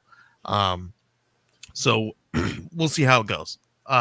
We have had people ask us if we're going to be doing like con packs. I don't know what, like selling the creators a handful of these issues, especially to other creators who have contributed to this, so that they can sell them on their table. I don't know if that's like anything people would like. I mean, I guess it could be a cool little pull in. It's a TTRPG zine kind of thing, and Sure. those are really good pull in at your tables. I'd volunteer some artwork for it if you ever needed it. Yeah, so send your submissions at info@geekcollective.net, and we'll take a look. We have so many people submitting, so make sure you guys are submitting, and we will try to get through all of them and choose here. We'll make announcements very soon. Nice. That's nice. All right, let's see where Kat's at. Kat has a book, so I always dread books. No. Hate books. No. Books have words. Lots of words. So many words. See. There are some pictures, just not as many pictures. All right, we have not moved at all on Kat. No. But it's a double week, so you were here last week, so that's part of it. Yep. But let's share it out. Do you want to tell people about it one more time? Sure. So my short pitch has been toys. We all have them. We all love them. But how much do we actually know about them? So do you know what holidays they celebrate and how they celebrate them? And this book will walk you through that. There are 20 plus short stories, 100 pages, and they're perfect for bedtime reading, early readers, bathroom readers, for those who like, to have a little something that's short and fast. Yeah. Yeah, All right. Well, let's keep you my here fan, and let's see what we can do. I say my fan base ranges from really little kids up until adults that are older than I am. So they really are perfect for everybody. Nice. That's nice. All right. Well, let's see what we can do here. All right. Let's see. That's I'm gonna yell about you in a minute. Let's see, Raymond. Let's see if I have to yell about Raymond.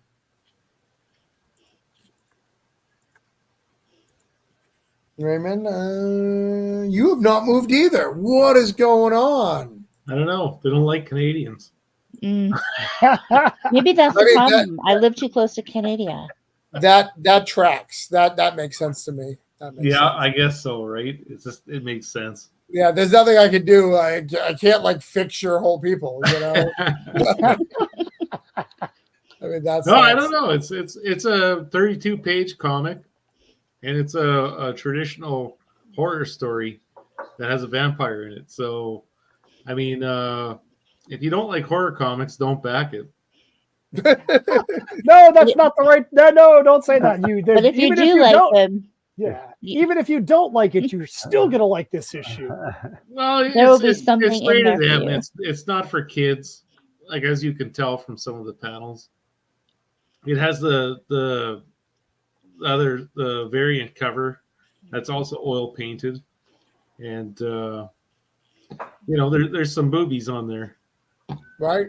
I think we saw those boobies in our Discord, right? I that was when I sketched it out, right? And that was before I put paint on it.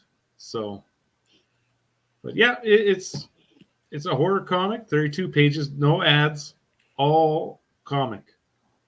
All right. So you're getting what you see there, and it's going to be fully colored.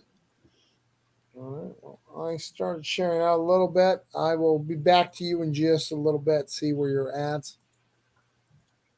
Pat Shan stuff sells itself, so hopefully we're good there. I know we got a couple right off the bat back in the King. What are you shaking your head about? I mean, I can't say I'm the king, but I'll go with you saying it. I can say you're the king. Now, see, now I can say there's a kitty behind you. Yeah, well, let's check. Hey, Kat, do you know who Pat Shan is? I do know who Pat Shan is. All right, can you name one of his books? Well, I can tell you that I was his White Castle queen for a while. Right, I have a book signature to prove it. Can you name one of his books? I think White Castle Queen is going to be one of his future books now. I think you just gave him a title for his next book. His own series. Well, White Castle did come out with what was it? Jack in the Box came out with the Mark Hamill comic, and that did a thing. So maybe there's something there. Hey, I want a free copy if you do use that title there, Pat. I want a free copy. Yeah, me too. So you're good here. Yeah, look at that. Money there. You're good there. You got 102 there with Private Dance. And you got a whole bunch of backers right here in the thing for Private Dance. So this is good. Where is is this the most successful floppy, or is I Summon Cthulhu more? No, this is more, right? No, this is more. This had my best day one ever. I've had a floppy go up to I think 65. So it depends where this ends, but this is tracking to be up there. What floppy went 65? That's Cheeky Annual 2023. Ah, okay. The annuals do very well because they're very accessible. They sort of replicate what Amy and I were doing with the graphic novels, and that they're short stories. But yeah, it looks like my overall goal is to issue 2s are hard. I like to see them pace with number 1. So when they do better, that shows that it's a strong community around it. So this one's on pace to do better than number 1, which makes me very happy. Pat, when you're talking about doing floppies right now, what is your sweet spot for what the overall number of pages in your floppies are, and what the overall number of actual art pages are in those floppies. Gotcha. Yeah. Generally, my go-to is 32 total pages with 22 to 26 story pages.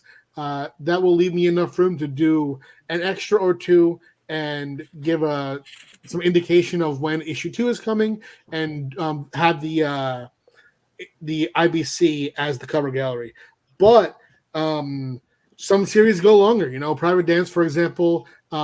I knew that number 2 was going to do very well just from the set of covers that we had and from the reaction to number 1. So I charged a bit more for the issue and bumped it to 34, I believe we're doing, with a 28-page main story and a bonus story as well. So this one's pretty much just full content and then 1 page in the back saying when issue 3 is coming. All right. Thank you, sir. How far ahead are you on writing these things, since you're writing so many things? Oh, not far at all. My writing schedule is based on when the artist needs it. Okay. Floppy sweet spots, guys. You guys are banned off YouTube and keep it up to the Yeah. There are some books that I like to write ahead on. Ideally, my plan is to get more ahead on Destiny New York, so I could have 2 volumes in production at once as we're coming to one artist's the end of his run and starting a new one. I would love to have that going on at the same time so I can be a bit speedier putting that out. But yeah, as far as this goes, I like a switch in between issues. It helps me to have a vibe switch. Like writing Private Dance is very different from writing Amarini Amateur Cupid, which is very different from writing Cthulhu, So right. Jumping from title to title gives me a bit of a refresher and makes it fun and new every time. Yeah, and that's not counting your Zenoscope schedule. It's still the same as it's ever been, right? It didn't drop because of your production here? No,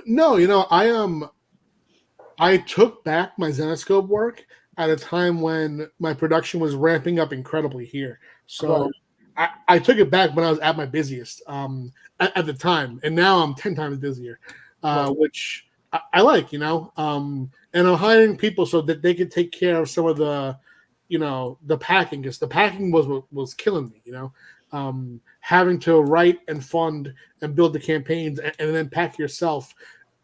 That works when you're doing 4, 5, 6, 7 campaigns per year.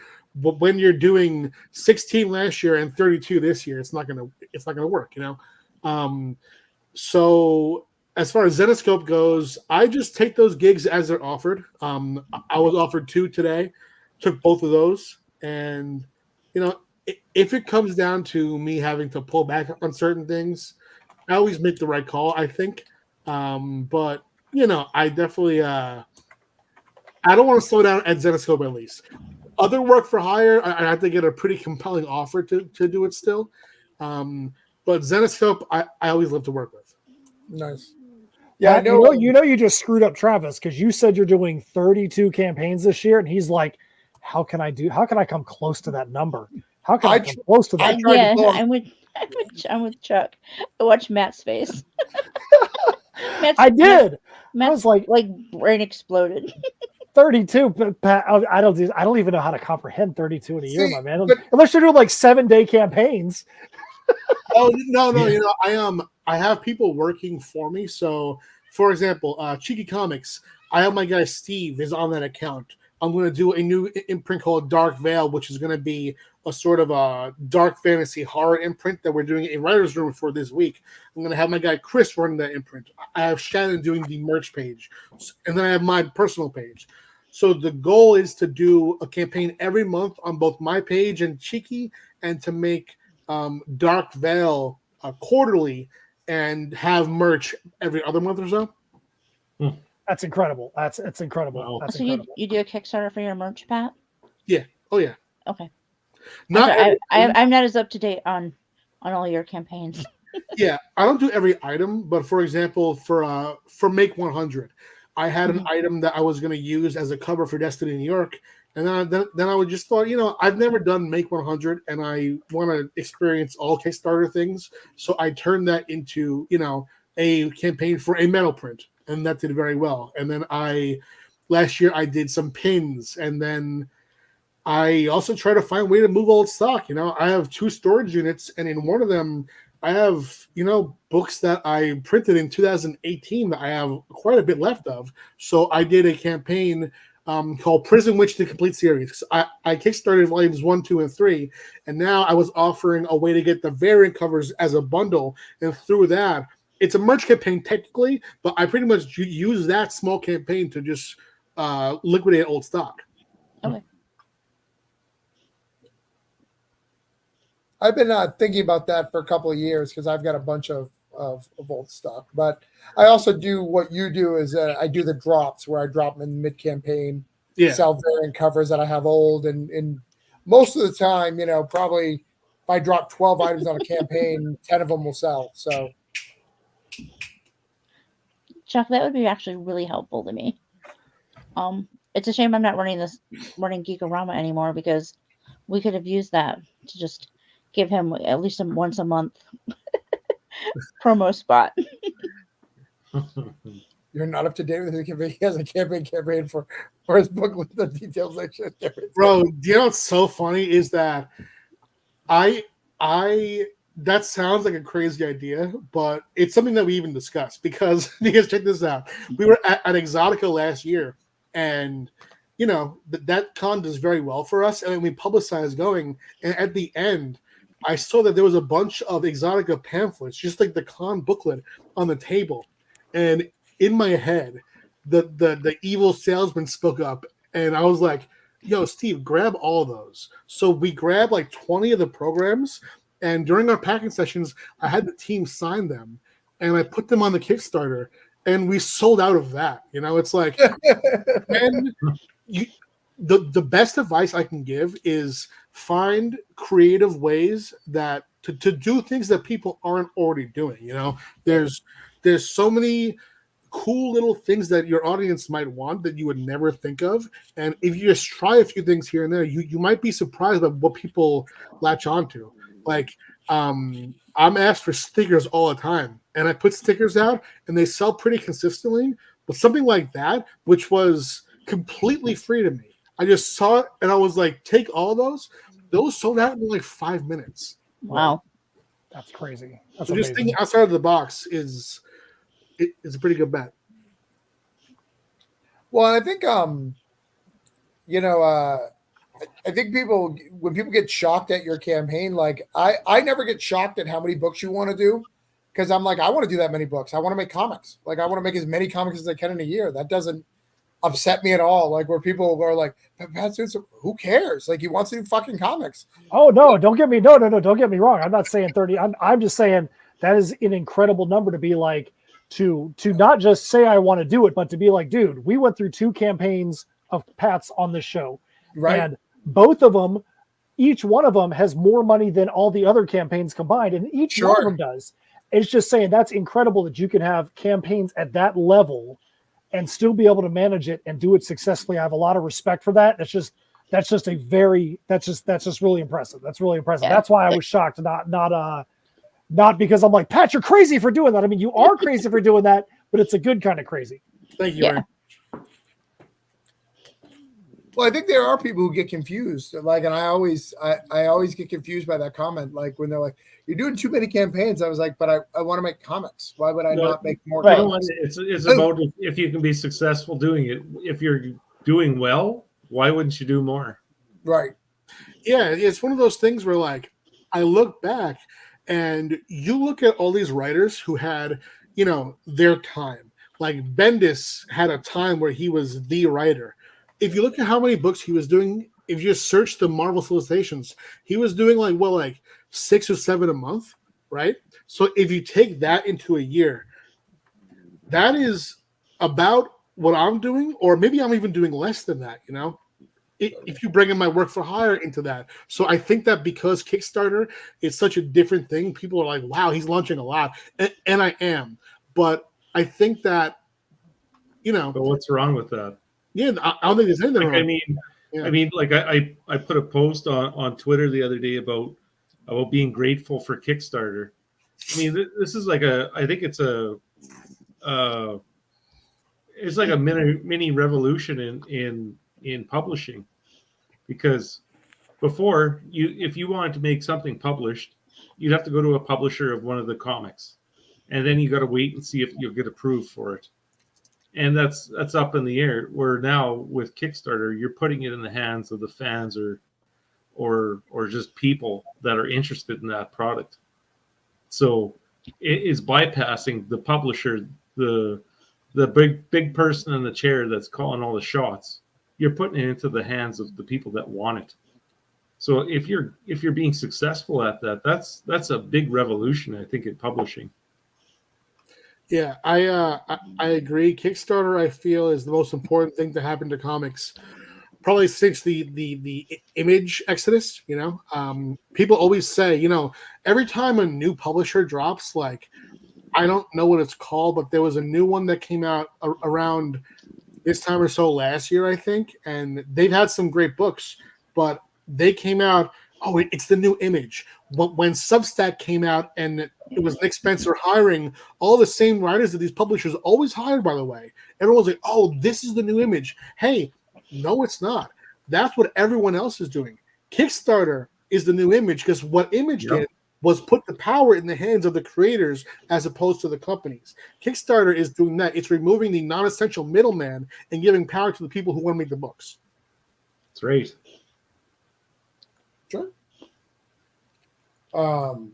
Yeah, I think it's even more powerful, this year and last year, as we see more and more publishers drop like flies, and more publishers taking books and not giving money to creators. They're publishing books, and at the end of it, they you owe them a whole bunch of money somehow. Like, instead of well, maybe you shouldn't print 5,000 books. When I only sold 500. Why did you do that? Like, why did you put me in debt? Like bad business practices. And it's not one. I'm not talking about one particular company. I can name 7 right now that do that same practice. It's not one company. It's multiple. And that word creator owned doesn't mean what it meant. What that word creator owned means something very different at Image or Dark Horse versus some of these other publishers. Excuse me. Exactly. So it's interesting, and it allows you to have that. But again, if you want to get that direct market, you want to get a little different name recognition, you can do that. In fact, I'm talking about doing a book for Image. There's a opportunity I have to write a backup for an Image title. I'm not going to say which one, but there's an opportunity.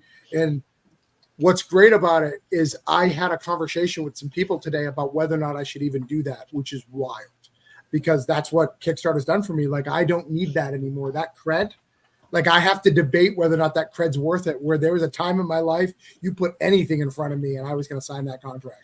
Yeah, you know what I'm saying? And I think that's really cool, and that's what it shows us, which I think is really cool. Well, at this point with Kickstarter, you own 100% of it. Sure. Once you sign a contract with a company, you're losing. Immediately, you lose something. Sure. I mean, there's good and bad things for publishers. I'm not saying to bash on publishers. There's a lot of good publishers out there. There's a lot of people who can really help your career, and there's some people who can't do it. They cannot do Kickstarter. They're not capable. Yeah. They just you don't get the know clout, how. you get the exposure with publishers. Or they just don't know how. They don't know how to fund it. They're always going to do $1,000 campaigns. They just don't know how to do it, or they don't want to spend the money. They don't know the marketing. Don't know what's going to look good. Sometimes they need that publisher to tell them, looks good, this looks bad, this is the way it needs to go. Hey, I know that Pat guy too. Tom knows you. I know Tom as well. Good guy. All right. I may have to start doing yelling. I've been avoiding this for a minute. Does anybody need to go before I need to start yelling? No, even if I did, I'd want to come back just to hear you start yelling, man. Right.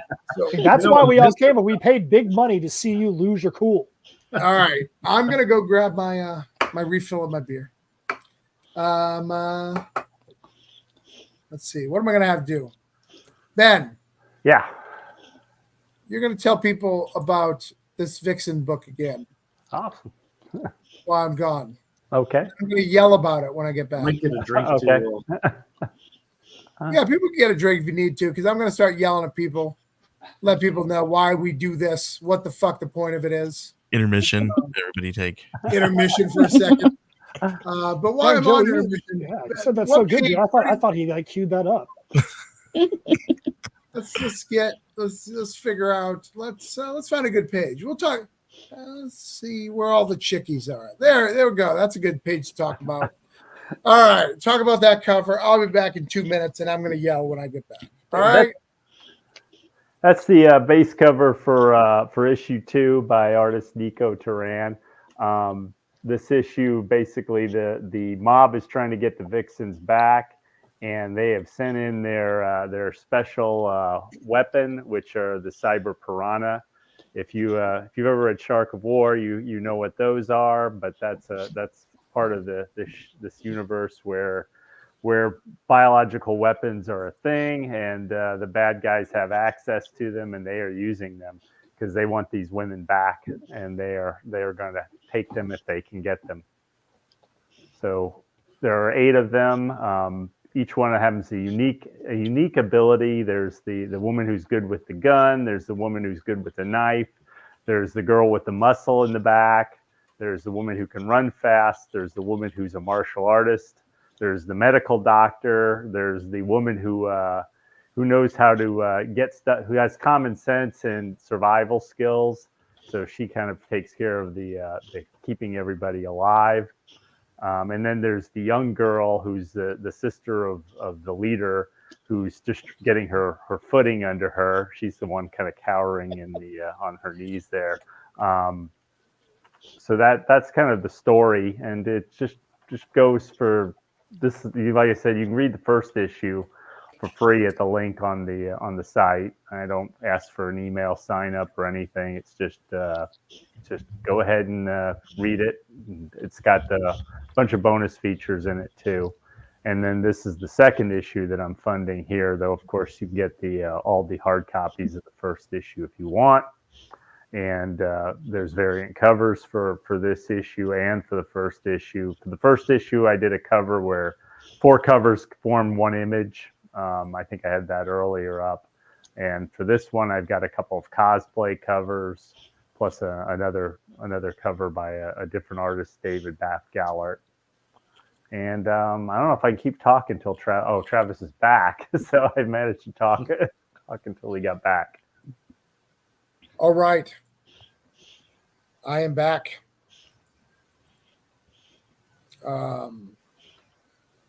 Man, I really wish Travis could have heard all that good stuff, that inside info that Ben just dropped on us, man. It's stuff he said, I'm not going to say it ever again, but I'm going to say it right now. Good All stuff, right. Ben. Thank you for all that. All right, motherfuckers. I am back. All right. Here is what we're going to do, motherfuckers. I have a fucking list. Let me show you. I read a list. On this list is people's campaigns, their hopes and dreams.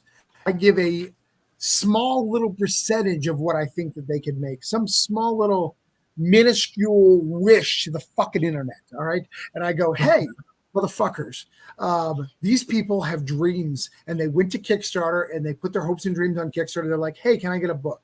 And some people are living their best lives on Kickstarter, doing well. Some people are struggling, and I'm here to help both people. I don't care if you're eating like kings or struggling. You all got to grow and get up to the future. So these campaigns need a little bit of help, and I need to get them off my fucking list, or I can't go to bed, or I can't write my fucking script. You want Granite State Punk number 4? You need to fucking help me out here. All right.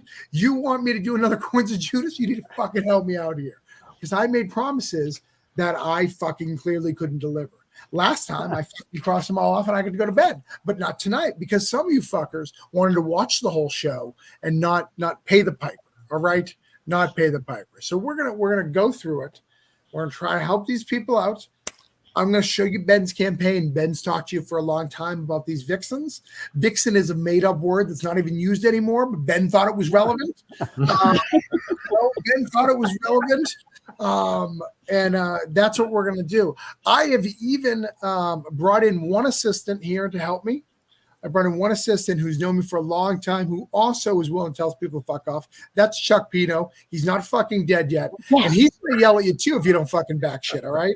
I will fuck you people with a steel spiked dildo. You better get in there and get your fucking wallets open, because I am not fucking around. Right. Dude, Hey guys. Chuck had to move to fucking Canada because you guys wouldn't back enough of Yep. fucking projects. You know how bad it's got to be to have to live in Canada? Oh, hey, Raymond, what's up? Hey, we've had a pretty mild winter. It's not that terrible. Chuck, I have to ask you, because my son actually asked me if are you actually going to buy long pants? I don't know. I'm still not sure. I'm That's probably what the gonna. people want to know. Right? I'm gonna wait as long as I can. Let's be completely honest. Eventually, I'm gonna have to, but I just got the news today actually that it's being sped up. That I'm gonna be there even sooner than I assumed. But I don't give a fuck. I'm still gonna try to wear shorts as much as possible. Well, where are you going to? Ontario? Yep. That's not Canada anyway. What the fuck? Where are you from? Is this some Newfoundland bullshit? I'm from Saskatchewan. Saskatchewan? Saskatchewan's like the Kansas of Canada. Exactly. Exactly. It's the prairie belt. All right. So it's the flyover let's state. see. We have yelled about Ben here. Look, all right. Look at that. You did it. Jesus. Ben's on my list. He's off my list. Thank you. See, was that fucking hard? Why couldn't you fucking do that in the beginning? Why'd we have to waste our time? Get Chuck involved. Chuck should be spending quality time with his family. He's just like, fucking, I have to save the internet again. It's embarrassing, really. I left my family. I'm like, fuck these guys because I have a job to do. Right. The internet needs me. I have a digital cape that's fluttering, motherfuckers. And as you're running towards that, Wendy's like, who's fighting? No one's fighting. I'm just giving people money.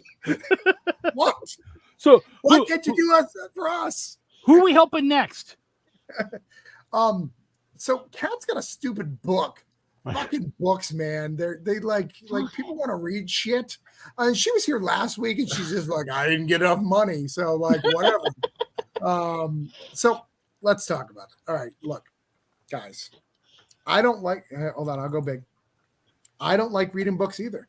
Those books on the shelf over there, those are just imaginary. Those aren't real books. I've never read them. I just want someone to be able to read the names on the side and go, ooh, look, Travis is fucking cultured. I'm not cultured. I've only watched movies my entire life. I don't know. You guys have seen how I spell on the internet. Like, I am not fucking very educated. I can't read very well. So we need to help Kat out. Maybe I can get a book in my life and I can read it. I have backed all three. I haven't read a single one. I give them to my kids. They like them. It seems to be working out all right. But someone on the internet's got a bad book because Kat, here's the problem. And Chuck, bear with me. She fucking proofreads a couple shit and feels she's got some sort of clout over me. It's fucking ridiculous. Well, I mean, it is tough because she can spell and you can't, and that's right. Difficult. That's difficult. Right. So let's see if we can get fucking this book get a couple of dollars, because apparently books need money too. We only need one backer, so we just need one of you guys to give her a buy a book. Just buy a book. Just one book. Raven says, buy a book and never read them. That is our world. Right, exactly. Actually, I actually hate it when someone buys my comic and they haven't read it. That's right. Yeah. Tremendously. Bye, Ben. Ben already left. Yeah, sorry, bye, Ben. So yeah, we're trying to get Kat a book here. Kat, you want to tell people why they should buy this book? Oh, that's Ben's shit. Why they should buy the book? Ben's Vixens is gone. You should buy the book because Travis said so. No. You know why you should buy the book? I'll tell you why you guys should buy the book. Because these stories are what get our kids started in literature. It's what gets them excited about stories. We all had these kinds of things when we were kids. We had great fun books, and I know that they're not technically kids books; they're all ages. They're for anyone. And I love that there's people that feel that way. I'm not the guy who's gonna go watch the new Disney movie, so I have a hard time seeing that. But I know that that's there. But we're constantly talking about, the doom and gloom of comics and literature in general, and this, motherfuckers, is the solution. You need to read to your kids, to show them great stories, to keep them away from Eric Cockrell's bald ass head. I love that guy, but fuck that dude. I only said that in the hope that he happens to see this and be like, motherfucker. And no one swears more when it comes to trying to sell kids books than me. But you know what, people? These fucking kids need to grow up to be classier than my swearing ass. So buy them some motherfucking books, make them better people, and maybe they won't get deported. Right. Exactly. Right. My books prevent deportation. Right. To Canada. What? It does. To Canada. To I make no guarantees as to other countries. Isn't there like an upward swing? No, don't say it. Don't say it. Yeah. You don't want to send your kids to Canada. Like, we will send all your kids to Canada, and because those are the immigrants we're trying to get rid of. That's what I hear from the news. Kat, I want to see a promotional post from you tomorrow where it literally just says my books prevent deportation, and then you have your link, and it's been said on the internet. Now I've said it, so someone that wasn't you said it. I want to see if you can get some sales from that, 'cause that's an incredible line. So that book is there. No one has given a shit that we're trying to sell a book. We're gonna come back to it in a minute, but the link is in the fucking descriptions, guys. And I'm gonna come back, and I'm just gonna have to get fucking angrier when I come back, and I don't want to do that. But I've got to sell other people's book because I've failed all around here. I've just fucking failed. I'm sorry, Joey. This is why you're running the campaign over Abandoned Bards, because I'm just a failure. Like, damn it. Checks out. Yeah. Checks out. Checks out. I couldn't even get people to look, here's the Chuck. This is the fucking bullshit, right? This is my show. I do really well on my show. People watch. We've got a lot of viewers right now. I didn't even get a follower on my own campaign. Motherfuckers. Like, that's free. Motherfuckers. Damn. Damn. Right? Damn. Holy shit. Like, it's not hard. Like, you didn't even have to give me a dime. You just had to click a fucking link. Nobody here backed it. Nobody here followed it whatsoever. Right. And there's a few of us here who have multiple accounts. Yeah, you could have logged into something else, but they were like, no, fuck that guy. He's done nothing for me. I actually don't want you to go on other accounts. I actually, if you're following, I'd like you to back it. That'd be nice for me. But right. Yeah, it's wild. But that's not why I'm here, Chuck. And the reason why I brought you in, I don't speak Canadian, and Raymond's trying to sell some sort of book. I don't know what the fuck he was talking about earlier, so maybe you can translate. Okay. He said something about I don't know, blame Canada. Like I don't know what he said. It's like the South Park with the bobbly heads and the right, like the flathead. Don't kick. He told me not to kick a baby, and that's all I know. Like, don't kick the baby. Raymond, Beaver Maple Moose, Pamela Anderson, Jim Carrey, and half of William Shatner. Oh, I feel like I'm the moose in the room. All right. Tell us about I Hate the Morning. Okay, I Hate the Morning. It's a one-shot horror story about some younger people, college kids, partying in the woods, and they awaken a vampire. And it's kind of based off a 80s slasher horror movie sort of type of storyline. And yeah, except that it's with a vampire instead of your typical slasher. Question for you, Raymond. I know Canada's a little behind. Did you guys just get Jason Goes to Hell, or are you guys at Jason? Where are you at? Is he in space yet? Where are you at in Canada? Jason Goes to Hell. Where were you at when you left? I think you just started the Jason series. Like, wow, it's the mom. Oh shit! I just figured it out. No, I don't know. I've always been a fan of the classic horror movies, so I wanted to make a horror comic because I like the whole premises of, I don't know. I wanted to do a vampire story with blood and all that good stuff. So it was supposed to be black and white, but I changed it because I was getting charged for full color. So I thought, why jip out? So now I'm coloring the whole thing. Sarah says you got her at vampires, which is good. So he's a dormant vampire that gets awakened and starts slaughtering them, basically.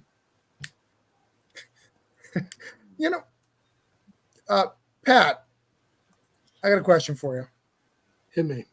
Because you've written Van Helsing, which is probably the most the vampirist of the vampires, or he's a vampire hunter, rather. He was the vampire hunter, yeah. So, do you think writers just got lazy and that's why they created this dormant where they go to sleep shit? They're just like, I don't want to do all 700 years. Let's just get him to sleep for 3. like, explain it to me as like a professional writer, like you are. Like, why did that happen? I think it creates an interesting weakness. It creates a dynamic between, for example, in Dracula, in Salem's Lot, there's a human character who is in the vampire's thrall who they need to guard them during the day. It adds this sort of situation where a hunter could get in and get access to the vampire if they're crafty enough. It adds a bit of fallibility that's interesting. That makes it dynamic. All right. So it wasn't lazy writing. No, plus it's cool to see a vampire burn in the sun too. Well, I kind of wanted to do it too, where he's like weak, where he wakes up and he's weak, right? So it's like, almost like he's feasting off of rats or something, and then you kind of gain your strength and it builds up into the big monster that you expect to see. So that's basically how it kind of plays out a little bit too.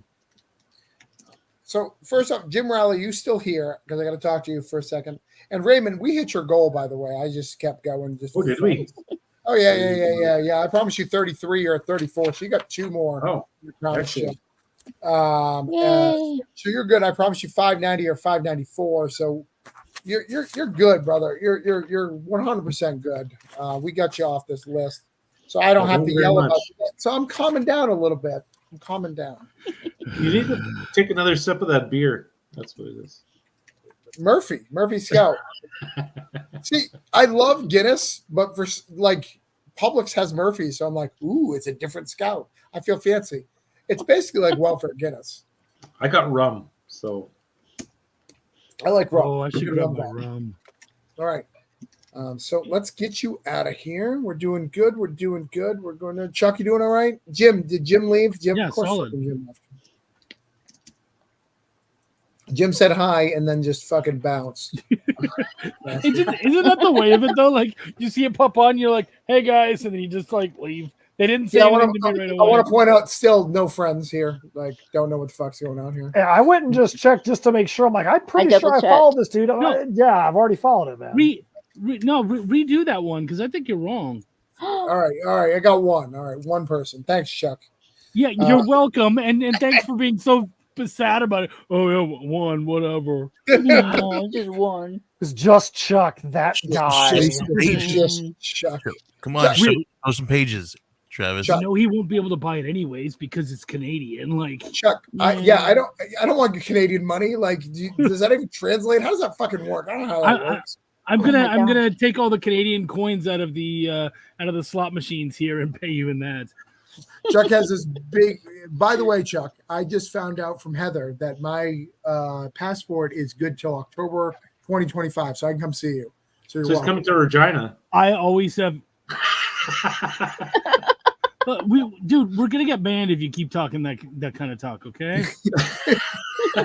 This guy with his vaginas and shit. He can come see you when I come see you. Because We'll Jerome's have a up there, little right? party. Yes. Jerome's in Quebec. Quebec. That's a long way away from That's me. one way. Yeah, and I plan on doing a. So one thing that I have said, my kiddo and I have said, because we're both going up together, was one of the best things that's happened to me being in America the last decade has been traveling this beautiful country and seeing it literally from sea to sea, north to south, and being able to go to so many conventions. And the stupid thing is, I haven't been able to do that in my own country. I've literally been in Ontario and a little bit of Quebec, and then flown to some cities. I want to be able to do there. In Canada. Yeah, yeah. So I want to be able to do there what I've done here. States. You're like, oh, I'm going to this convention over here in this state, and this state, and I'm like, how much does this cost? And it's like, it's pretty minimal for you guys compared to what we're paying. You know what, Raymond? Next year. We'll do Calgary Fan Expo, and when I drive out, I'll just pick you up halfway, and we'll head over there together. Sounds like a plan. Yeah. Yeah, I'm planning on pulling Chuck in for a show in October. Because it's like November. $500 to fly to another province. Yeah, no, I'm going to be driving it. All right. Well, we need some money here for cats still. Just $1, guys. Come on. One of you fuckers. No, look, let's get her to the grand. You guys can do it. Oh my God, a grand would be amazing. A grand means me going back live on Twitch. I didn't mean give you $1,000. I meant get you to a grand. Oh, okay. Darn it. All right, I'm trying to wrap this up.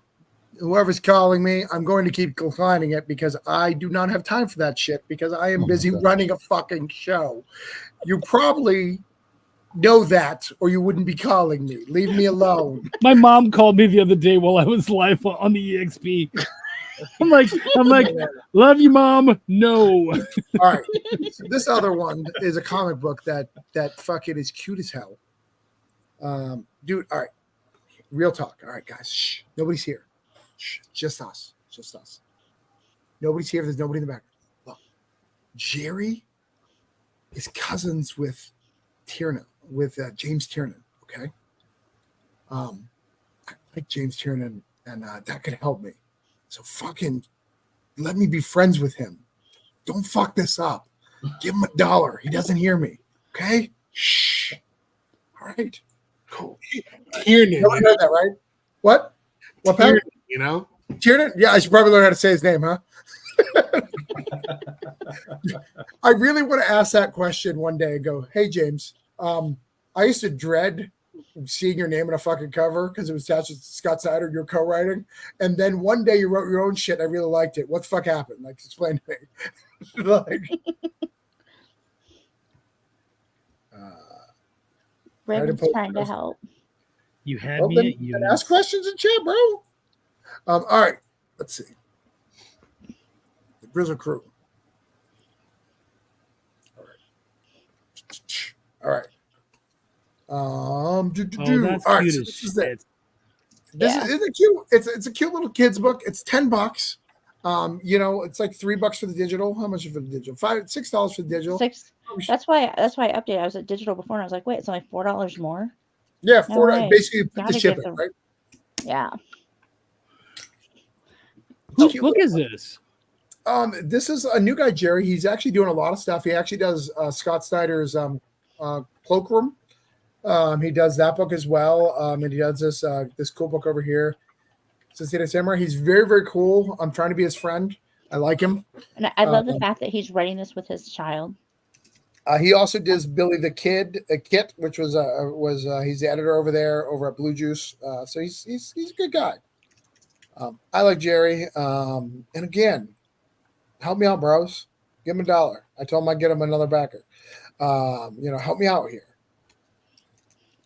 Billy the Kid. Isn't that Justin Gray's book? What's up? Billy the Kid. Isn't that Justin Gray? He's the editor of it. Yeah. Oh, cool. So, there you go. All right. Raven has a very in-depth question that's too long to type. I don't have time to get. I love Raven. I love you, but you come on and you have to do a It's the stand-up Raven show. for 4 hours. I don't have time for that. I love you. I want to go to bed. I want to go to bed. All right. Let's see. So we're gonna try to get him one backer to get him to 85. I'm saying 85. Somebody's got to like this book. Let me share it out. If you guys can share it out, that would be great. Try to get him to 85. It's a cute little book. It's about bears that are protecting this town. It's a story that they're telling their kids. I'm sharing it out on Twitter. Sarah. What's going on? Is Raven being crazy? No, Sarah says snort a line of hot sauce like Chuck, and I'll put in $50. I don't. Crap. I don't know. I mean, I'm bringing Voodoo Nations up if that's what we're doing, but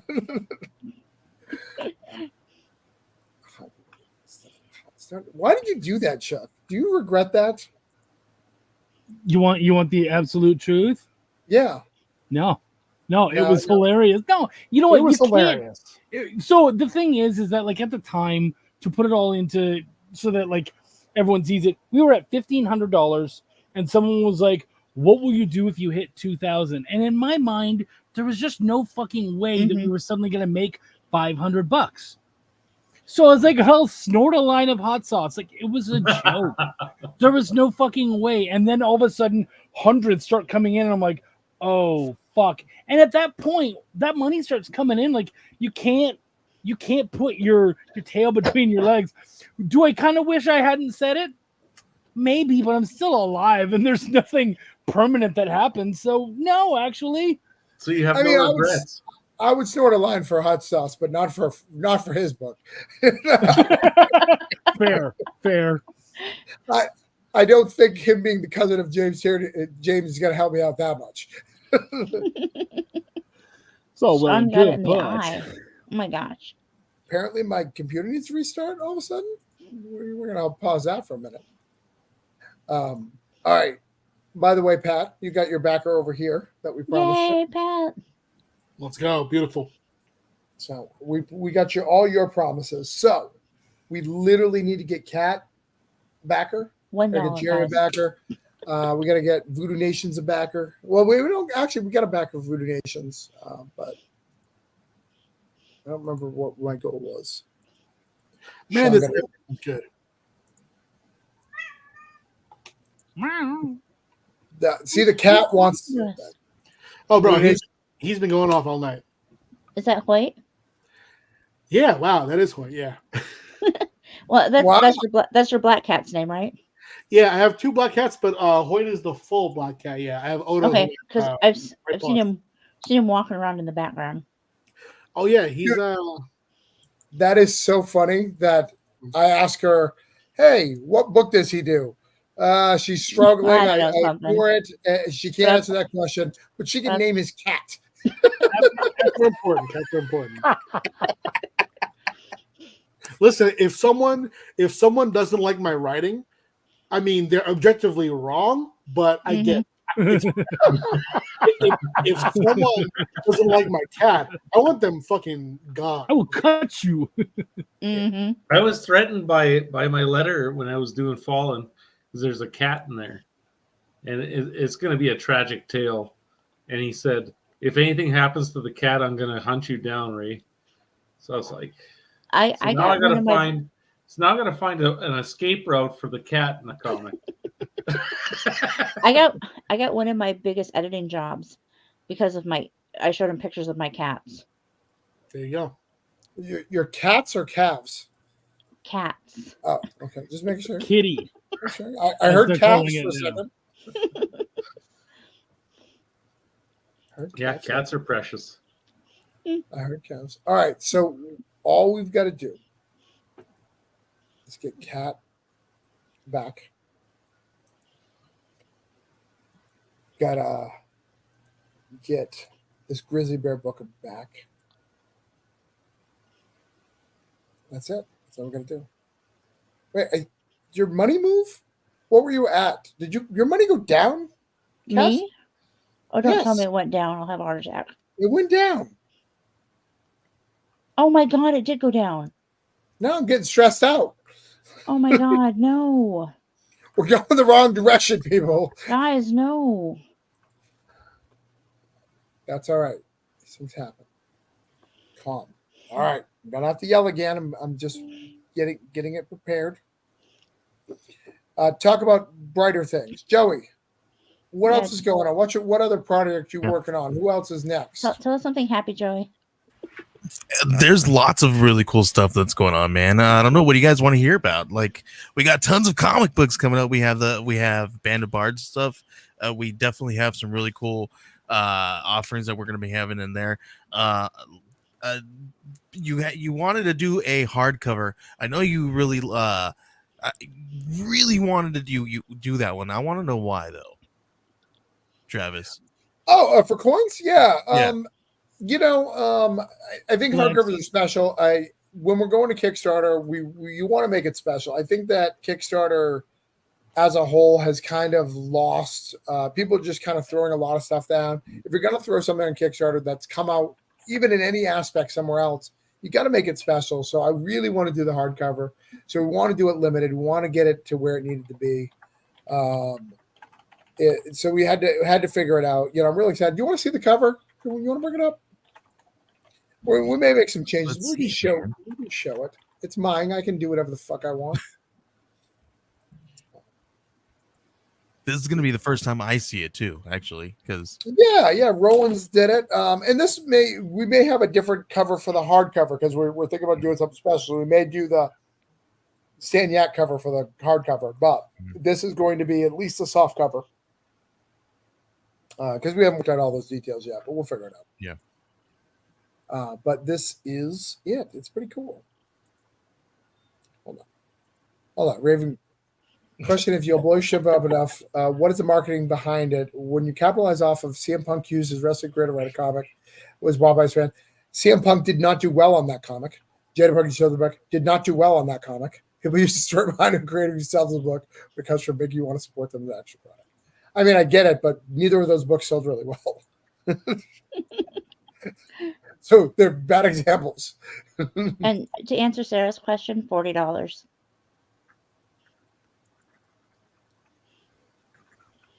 There we go. Oh, look at that. That's spectacular, cool. Travis. Oh, we're still working on it. Maybe some tweaks, but it's a cool cover. I think that's nice. That's sick. I see some potential for some spot foiling. There's all sorts of stuff. We'll get the logo on there. There'll be some cool stuff. But yeah, that's gonna be the cover. It's gonna be nice.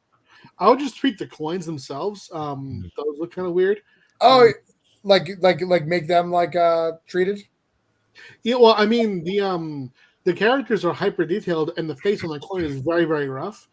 So when I first saw it, I thought they were like balls, and then I looked closer, and I realized what they were there. So I think more detail and more rendering on the coins would be the one note that I would have on this.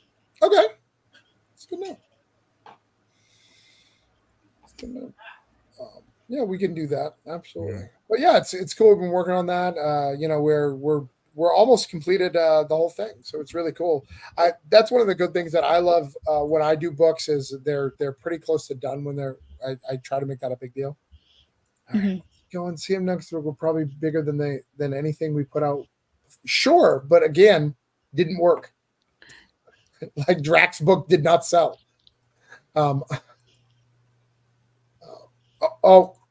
Look at this. People heard your cry, cat. Let's look. Look at that. Oh, thank you guys. All right. You're at 36. You are still down, but that's all right. You get someone send you some love, which is great. Right. Yeah, I appreciate it a ton. We appreciate that. Still going at least one in the right direction. All that's right. I don't know who did that, but they got to be handsome as fuck. I can feel it. Oh, Rayman, that's really nice that you did that. I mean, he is. You're not wrong. Despite being from the Flatlands. Flatlands. One of those flat Earth people. All right. So we got to give Grizzle a little bit of love here. And the best thing about your province is wheat. We got lots of it. That's where your beers come from. That's true, My actually. Murphy Scout came from Canada? Yeah, from our wheat. I don't know about that. Did it? Yeah, that's what we're saying. And unless you can prove us wrong, fuck you and your beer. I mean, no, this is the United Kingdom. It's imported from the UK. Oh, that's yeah, and where do you think they get their wheat from? They barely have any land. This is true. They have no choice but to believe us. We're known for our potash, which is probably the fertilizer for the wheat that they use. Potash? What? All right. I don't know. I just keep hearing marijuana references. I don't know anybody else here. I was saying earlier, I was like, dude, I'm getting a contact high from fucking Joey, man. So United Kingdom, product of the United Kingdom, imported by Heineken USA, White Plains, New York. So someone's lying somewhere. Fine print says fertilizer from Saskatchewan. Miracle Kingdom, Canadian dollars scare me. I agree. All right. Is it cheaper? Let's get big again. Look, they shouldn't scare you. My wife made a kid's book. It struggled. Pat made a kid's book. Didn't make his numbers. The numbers that I want. Kids' books are tough. Yeah. When he's writing with his 8-year-old kid, like you're gonna let his 8-year-old kid cry because he couldn't get his comic book. You know, kids don't even read comic books these days. So help us with Grizzle Bears. It needs one backer. We need some love. Don't be afraid. Look, it's just right there. It just needs one backer. It's already funded. We already did that tonight. We just need to give it one little more push to show it the love that it deserves, the respect it deserves. We can do this as a family. Oh, Jerry's back. Hi, Jerry. I came in right when you started being aggressive with your audience. I just want to say I appreciate it. I love all you guys, but if you're sticking around just to find an all ages person at 1:00 in the morning who's going to give us a couple of dollars for my book, motherfucker, you don't know how I do. He'll keep us here. I will keep you here all night. I am tired. I called in Chuck. Like that's like I'm calling in the big guns for you, Jerry. Chuck, I gotta be honest. I'm calling Chuck for many things, but no. I gotta be honest though, man. I'm not sure I want to meet the person who decides at 1 a.m. You know, I really want a children's book. So, like, I mean, hey, man, I hope you get the money. I hope you get it. But anybody who's like, I'm going to buy some children's books right now, maybe don't bring your kid to that signing. That's all I'm trying to say. The other one dropped down 40 was Cats. I can share that link too. Yeah. We just need $1 because I promised her. I promised Jerry $1, and I like Jerry, and I'm trying to be Jerry's friend. I don't want Jerry to know this. I'm glad he's gone. He's got friends. He's friends with Scott. He's got a cool cousin. He's not leveraging it for his own, so I don't think it's super useful. But I'm going to try anyway. I feel like I'm messing up that way. I feel like I should do more about it. I'm trying not to. But I'm not afraid to exploit those contacts. But no, I like Jerry. In fact, I just actually asked him to do a private Zoom meeting, for private stuff. None of your business. 1 a.m. No, he asked some questions to me to help, but I've liked Jerry for a bit. I think he's a cool cat. Chuck did have some questions about what you do with Billy the Kid. You're the editor, correct? Yeah, I'm one of the editors. So it's Justin Gray and Barry McLean created it. It was on Kickstarter twice years ago. And Blue Juice Comics picked it up. The first volume ran in stores monthly. We did a trade paperback, and then they started a volume 2. And everyone at Blue Juice and myself, we all have day jobs. And so I kind of had more free time for a little while. So I started working with Justin and with Barry on just kind of moving the project forward so that they'd have another volume ready for stores pretty quickly. It was around that same time I met you, and I started seeing what you were doing on Kickstarter, and I talked them into the first campaign I worked on Kickstarter was for Billy the Kid #6. Nice. So I'm one of the editors. I'm a co-editor, and I work with the publishing company on that one. That's fantastic. Yeah, I like those guys. In fact, we all had lunch together. They're just like, we all agreed that we were going to do a book together, and then walked away and did not do a book together. And it's been 2 years. And then every time we see each other, we're like, oh yeah, we should do a book together. And they don't. What's really cool about Blue Juice is that, like, I'm like, hey, I have all these books that aren't in stores. They're like, fuck those books. We want a new book. I was like, well, but that takes a way longer time. You know, I have all these other books that we could do. They're like, fuck those books. Yeah. You're not that big of a publishing company. I'm not trying to be a jerk, but they're pretty funny because there are 4 of those guys, and they all like they'll have different opinions about that. Like some people will be like, Travis, I remember talking to them about you years ago when I first met you at MegaCon a few years back. And I think Mike Mosconi was with me, and we met you together at that time. Tom Mom, Mike Mosconi were both those 2 guys down there. And Mike right away was like, he has all these books that aren't in stores yet. Why don't we just pick those up? And right away, Tom and I were like, well, it'd be great to do something new. And then I've come around to Mike's side of it, but we're all like, again, everyone has day jobs. I'm like, he's got all these books that are already ready to go. I was like, maybe we could convince him to let us release the, Cthulhu Invade series as like a bunch of, like, we'll figure that out. And right away, it's like, well, we'll talk. I don't know. Who knows? And we're probably too late. Yeah. Yeah, it's all good. I'll definitely talk about it because I love it, and I know a couple people who are huge fans of Billy the Kid, like huge fans. They're like, it's the best book I've ever read, and I was like, you read comics, like, and not only do you read comics, you know about this book, like literally, it's one of those friends. I'm like, how do you know about comics? Like, I don't even know you read comics, and like, how do you know about this particular weird ass book? Yeah. Justin's kind of like Justin Gray is not a huge self-promoter. He doesn't go on a lot of interviews and stuff, but he has a pretty good like Kickstarter following. So he does pretty well. All of his books break usually around $10,000.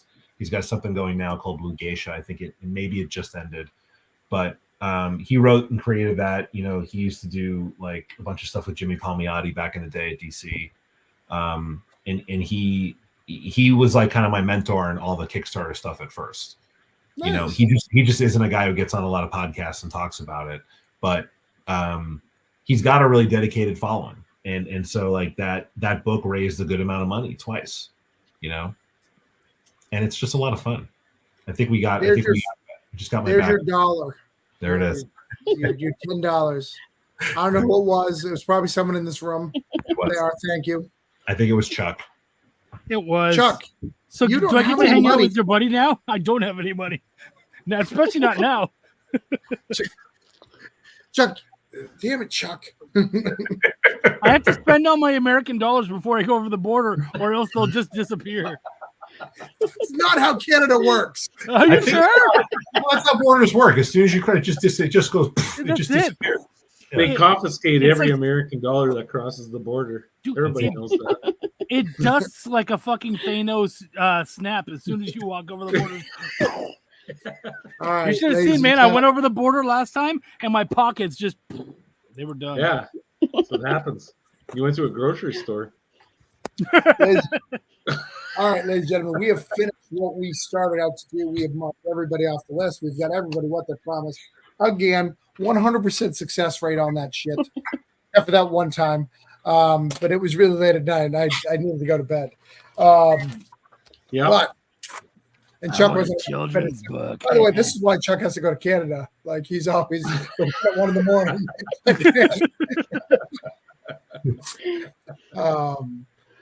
Sarah says right now she has 2 jobs and can't get more than 12 hours a week.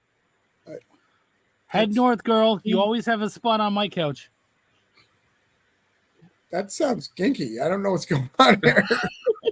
You know what, man? What happens between 2 consenting adults is none of your fucking business, Travis. It's not all about you. I'm trying to use it to pick up chicks, and here you are like, can somebody buy my stupid book? Some of us want pussy.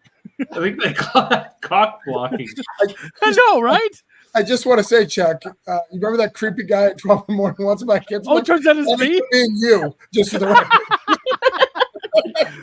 Oh, yeah, by the way, guys, according to Megan's Law, I do have to tell you that. Oh, boy. According to Megan's law. I don't know you guys. Anyways, I'm going to sit and bullshit for a little bit because I'm having a good time. And I haven't finished my beer yet. But I know that people wait till this is done and they feel that they need to stick with me through this fucking process, which I appreciate. Go to bed. I know Matt's one of those people. Matt's got to go to bed. I feel it. I feel it in his bones. Yeah, definitely. 3 hours on the stream, 2.5 hours. Yeah, I've got stuff I have to be doing, man. I would say that everybody on this podcast right now, I would say that Matt is the one who looks least like the person who sleeps at night. Right. I am a night owl. I got some stuff I'm going to go watch real quick. But you're right. You're right. Is there a compliment somewhere in there? I'll take it. I'll roll with that.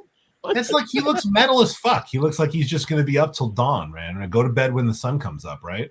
That's right. Hey, you heard the new trailer, man. I am a metal AF. He's just leaving to go jam on his guitar for a while. That's all. I'm going to hang out for a little bit, probably 20 minutes. Then I got to work on a script tonight, believe it or not. See what did I tell you? 8-string guitar right here. That's what everything gets recorded on. Oh, that's pretty. But Matt, would you like to tell everyone where to find your metal ass? My metal. Well, you can find me right here. No. You mean online? Okay. So yeah, the most important thing right now, you want to go to tinyurl.com/airs TPP3. Once again, that is tinyurl.com/airs TPP3. We got 6 days left for Heirs of Isildur, the Perilous Prospects, Book 3.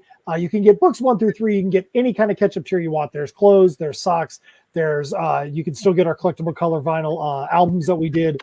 But we definitely are only 300 and change away from minimum funding, but we need to get there. We need to surpass it in these 6 days. We got to get there. We need you to be a part of our Steampunk Comics and Metal Collide. When we're not there, go to linktree.com/InSymmetry Creations. All of our links are there, and you can come hang out with us and see all the other fun, cool stuff we do. Travis, thanks for letting me be on here and shill some shiz tonight. Always. You're always welcome. All right. And who else has got to go to bed? I think it's past my bedtime. All right. Yeah, I had a interview with Dave Baxter earlier, so I've been on the computer all day. I like Dave. He's good people. Yeah, he was excellent as usual, right? No, it was a good time. But yeah, I got to get up in about 5 hours, so it's time for me to go to bed. Matt, you were going to bed. Go to bed. Oh, dude, I thought that I didn't realize I didn't. I thought that we were just going to go. Can I ask a favor real quick before I get off of here? This may be the last time that I'm on a stream with Chuck before Chuck decides to depart from the land that we know and love of America. You know we have the internet up north, right? I understand that, but I'm just trying to find an excuse to get you to pitch my book. Hold on, Matt. You have the internet in Canada? Why can't he let her all the time? Why did Jerome just do this shit? Like, he tells me he has to wait till the internet turns on every day. Oh. Chuck, if you were going to drop the ball. Chuck, if you were going to pitch my book, how would you pitch it right now on the show? Heirs of Isildur? Yeah, just make somebody so scared they want to go back it. Oh my gosh. Guys, are you fucking dumb? It's like, dude, it's like 17 issues of awesomeness.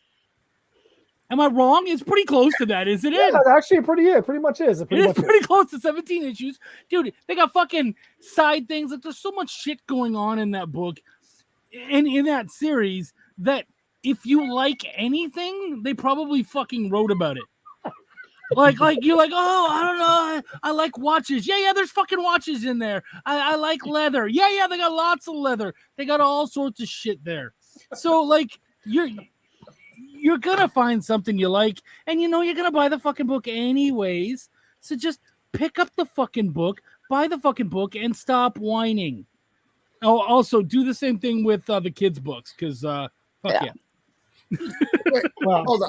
Yeah. Hold on a fucking second, Matt. Hold on, before you fucking leave, Matt. Hold on one fucking second. So okay. You make this whole thing. I'm in the middle of talking to Ram, and you're like, wait. I go, oh, why haven't you left? You go, oh, I need to stay because I gotta, use Chuck one more time. Because it was fun. I haven't heard Chuck do that in a long time, man. I missed Chuck. You let me fucking finish. You go, I want to use him one more time to pitch my like before he leaves. That's what you fucking decide. You're not some like, hey Chuck, like I'm really sad that you're leaving our state. I really wish you were an American and you can stay here. No, you're like, hey, can you pitch my shit one Chill more for time? me one last time. One more time. Eat those crackers, Holy bitch. shit. You're still an Eat American. those crackers, bitch. God goodness. damn it, Matt. Oh, but that was fun. Hey, we all got a laugh out of it. That was the entire We point did. of it. I thought that was going to be some fun stuff. So. I'm not allowed to swear on the EXP, so I'm having a blast. By the way, I don't know if you Hey, guys can tell. Raymond, I didn't mean to take away from your pitch. Oh, there, but no, also, no Raymond, worries, I man. appreciate the fact that Raymond actually did a drawing for Indietober, and he did one for I Am Keto. Yeah. So his Indietober I Am Keto drawing His is in the I Indie Am shit was Keto book. awesome. Yeah. His Indietober I Am Keto drawing is in the book. Thank you. All Excellent. right, so I'll get out of here so that way you and Travis honored. can continue talking. I don't know if you guys can see, but the shirt's glowing in the dark because we do have glow in the dark shirts. So Oh, shit, it is, eh? It looks Yep. a little green. it is. It's glowing in the dark. Those All right. green. Thanks for having me on. See you guys later and have fun and all that. Later, fun stuff. Matt. See ya. Night, Matt. Matt is gonna put ad space on his fucking tombstone. I'm certain of it. I love that motherfucker, but seriously, he's gonna put ad space on his fucking tombstone. So Raymond, I apologize that you got interrupted. Apparently, our good friend Chuck is forced to leave the country, but he needed to pitch one more time. And that was more important than you saying your goodbyes and going to bed. But you can do that now. I apologize. Well, okay. Well, anyway, thank you so much for having me on, Travis. I No appreciate all the help and it was a blast hanging out with all you guys tonight. I had quite a few laughs, even though my wife is probably cursing me in bed right now. It's like, what's Wait, you that can have asshole wives in laughing Canada? about down there? You can have wives in Canada? I'm learning so Wow. much about Canada tonight. Well, you know, they allow us one every 20 years, so. Don't miss the window. All right. Well, I shared the link. I shared Matt's link too, even though I kind of want to take it back. There's not a button for that.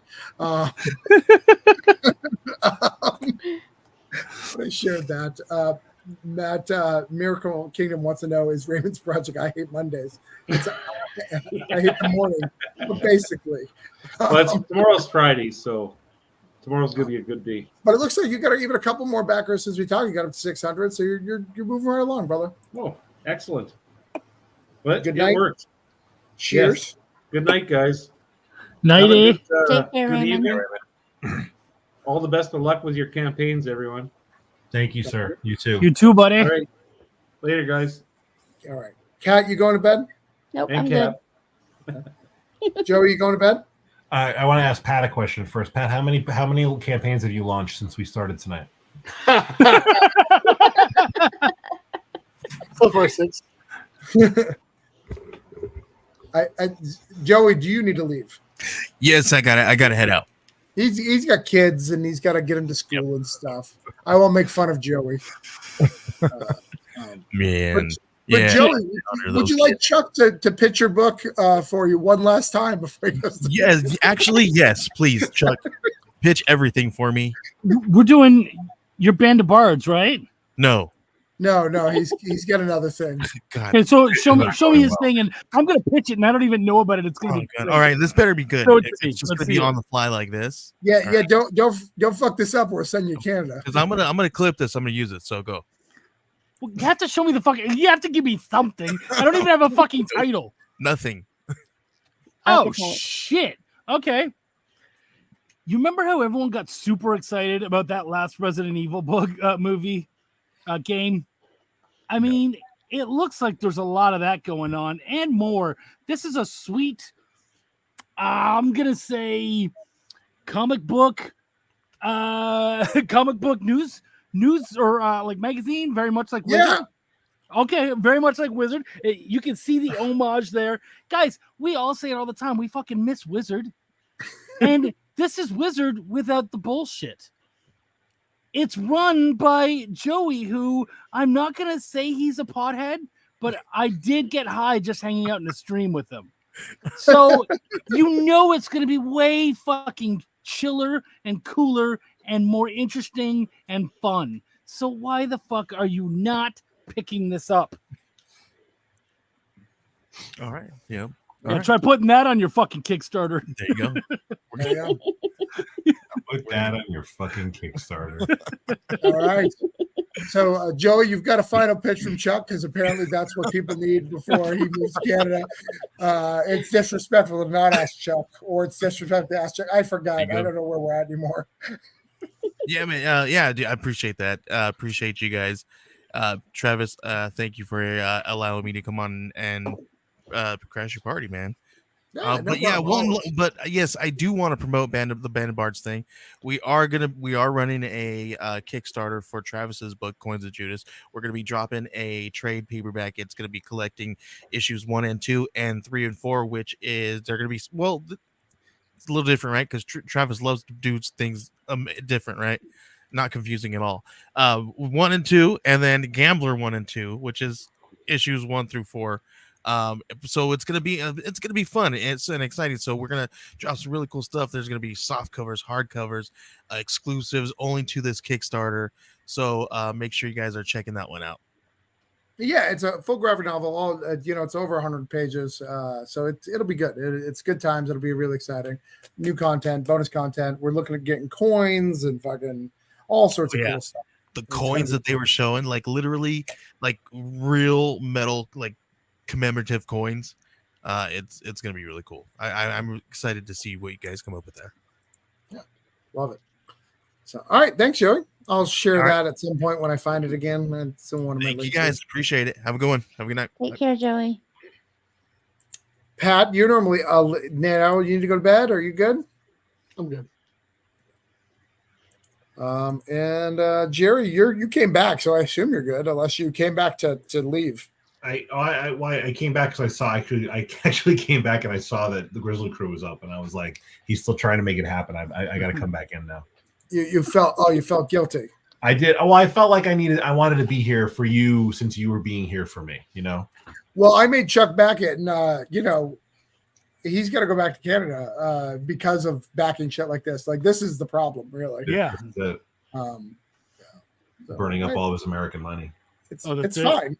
That's fine. Just you made forced immigration on person. If you're a Republican, this is probably a win for you. If you're a Democrat, this is probably not so great. He took our jabs, and I'm an editor too. So of course you're like, yeah, he's got to stop taking my job. So let's get him out of the fucking country. Jerry's an editor, so he's like, legitimately, he could be taking my job. So taking my job. Get rid of him. Deport him to Canada. Don't you try going over the northern border and editing, motherfucker. I will watch for you. We need to build a much longer wall on that northern border. The Canada's like, we have the Michigan like lakes, and we have Niagara Falls. Like, what else you need? We've got walls. We'll build a wall right down the middle of those lakes, right down the middle of the lake. Canada is America's Snuggie. You guys are like creating all this stuff, and you got all this shit going on, and we're just like, we're gonna snuggle up next to you and just have a good time and do nothing at all and feel like we're the best part of everything. Are you confused since there's no queen anymore? Like what to do, because you're always God bless the queen, and now spoiler alert, I'm not even caught up yet. Fuck, dude.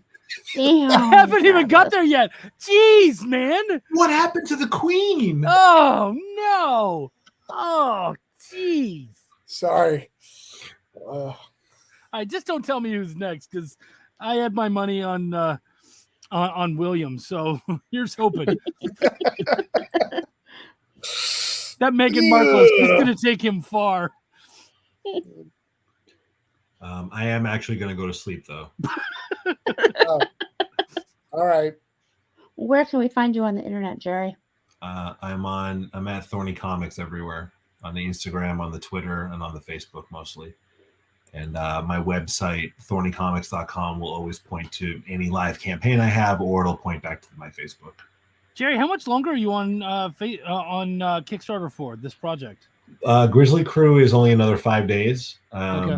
And then the other one I have going is an anthology of stories that it's all written by people in Scott Snyder's class that I'm editing and publishing. And there'll be one of those every 3 months for the next year at least.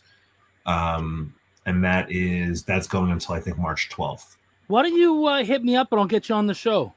Cool. Yeah, I love that, man. Yeah. Chuck does an awesome show. I have an early opening actually in March, so yeah, hit me up and we'll do that for you.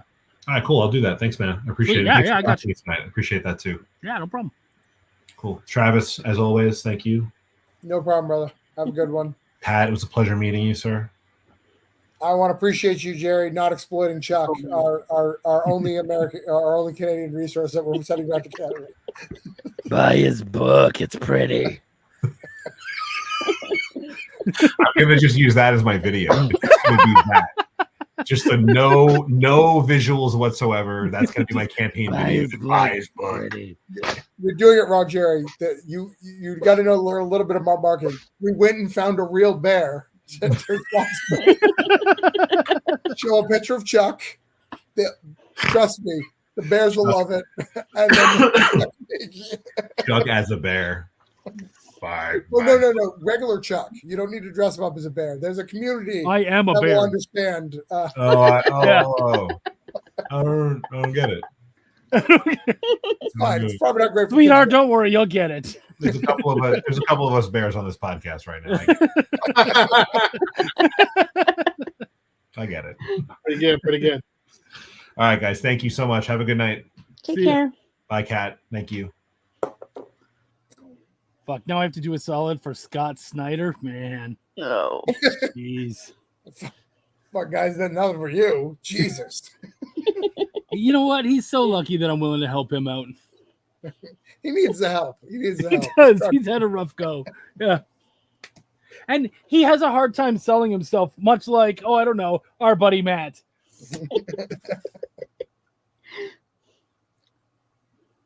So Pat, how have you been? We haven't hung out in a while.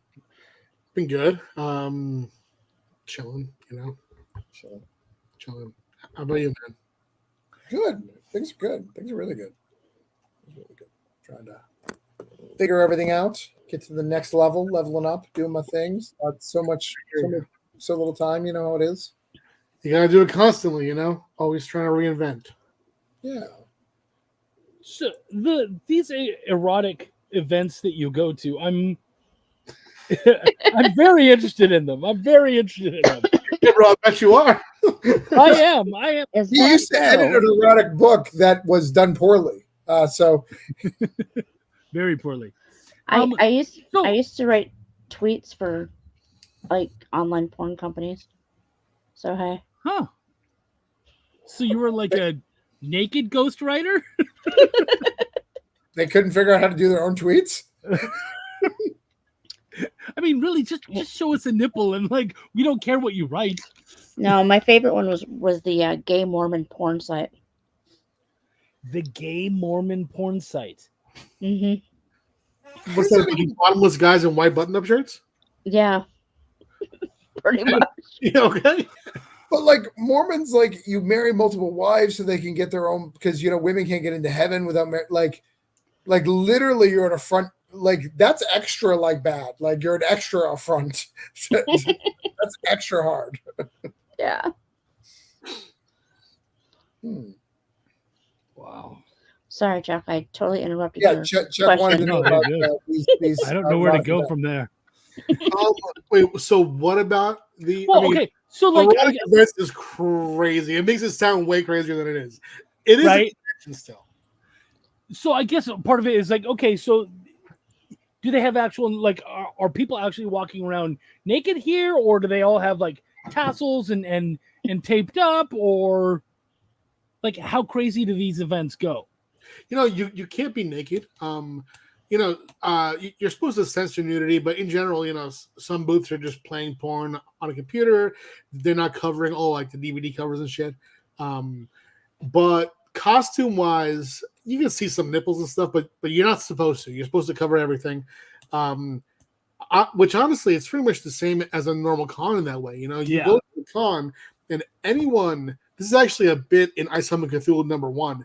You can see if someone's wearing a Spider-Man costume, you can't just see a bulge. You can see the outline of their dick down to the shape of the head on it. It's those costumes leave nothing to the imagination. Yeah. People walk around in body paint, so it's not too dissimilar from that. It's just there's more of it. You know, there's people walking around in. I mean, there's probably more thongs, I'd say. You know. Yeah, when we were at C2E2 last year, Henri Comban and I'm looking out, and there was this like literally like a group of camis from Street Fighter. Yeah. And they were all bent over towards, so with their asses facing at us and at the cameras, and there was like four or five of them all together side by side. And I'm just looking, I'm like, dude, there's not a bad one there. And the one in the middle just stands up and turns around, full on dude with a beard. And I'm like, I'm not even going to take it back, man. Like, I already said it. He has a great ass. Like, good for him. He won that round. Yeah, bro. I mean, it's the fact of the matter. Some guys are cheeked up, you know? Dude, he is. He was. Like, seriously. Imagine the guy at the weapons check booth for the erotic con cosplay. That's hilarious. Oh, yeah, just Sorry, so those, you know? We're going to have to put a sticker on your dildo. I mean, honestly, the weapons, swords aside, the weapons at Exotica probably a bit more actually dangerous. You know, you get the paddles can be pretty rough. The leather shit, the whips, and there's always a display area where someone is doing a demonstration of some kind of BDSM. For example, they're doing a little oil and lighting it on fire in somebody's body. You know, there's someone who does the spanking with the leather tassels and shit. You know, he does like a figure eight on the ass cheeks. Mm-hmm. So there's definitely weapons there, you know? Yeah.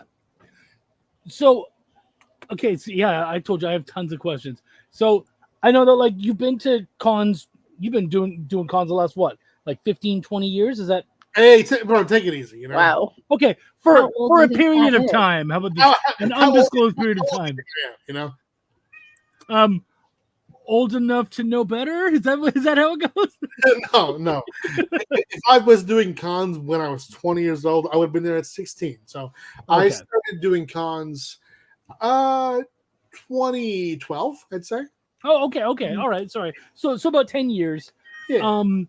And I'm sure that you've seen a lot of really cool people and whatnot, and maybe even gotten a little starstruck at points.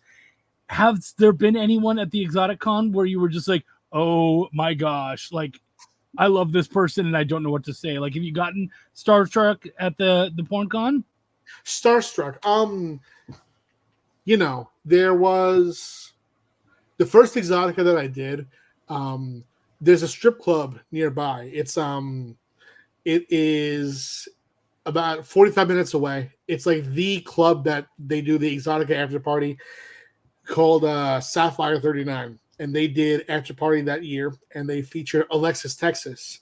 And I got a text from the VIP manager saying she's going to do one dance, and if you want, it's all yours. So I was like, all right. So because I had previously mentioned to him, he's always saying, hey, Pat, we got so-and-so here, and it's always a porn star, and I'm never interested. So I said to him, I was like, listen, if you ever get Alexis Texas, Jada Stevens, the kid's there, okay? So it happened. He told me that, and I came down, and I did the dance, but it was honestly a waste of money, bro. It was as soon as I got there, she met with me and we sat down and we had a drink, and she was like, listen, you do the dance, it's gonna be just like this. Like, I don't dance anymore at all. When I appear at these things, my girls dance down on stage. I'm just here to appear and make the money. So if you want to do the dance, cool. If not, okay too. So that was me being starstruck, because anybody else, I would have said, oh, obviously no. That's so weird to do that. But I felt, I can't say no to an icon. She is undeniably an icon. So I was like, you know what? Yeah, fuck it. Let's do it. So we pretty much did her podcast in the room. And she actually said, because she didn't know that I was a writer, So when we started talking and she was asking questions, she was like, actually, do you want to do my podcast tomorrow? And I was like, yeah, I'll see. So we talked and we did that. And you know, when you're meeting someone who's famous in whatever field, whether it be comics, movies, porn, if you're at Exotica or at 420 Expo too, a lot of porn stars. It always starts out where you don't really know what to say, but then they're just a person, you know. Like so that was the one story, and the other one was Alex Cole. I saw her at the Exotica that we went to, the second one last year. It was Exotica DC, and Alex Cole was at this booth. It's not OnlyFans; it is some other kind of fans. It's like an OnlyFans competitor. So I saw her there, and it was the opening night, and there was no one there. So I talked to my guy Steve, who helps me run Cheeky Comics, and I was like, Steve, we're looking to book models for the photo shoot covers. Why don't you go talk to Alex right now? And he was kind of scared. So I was like, fuck it.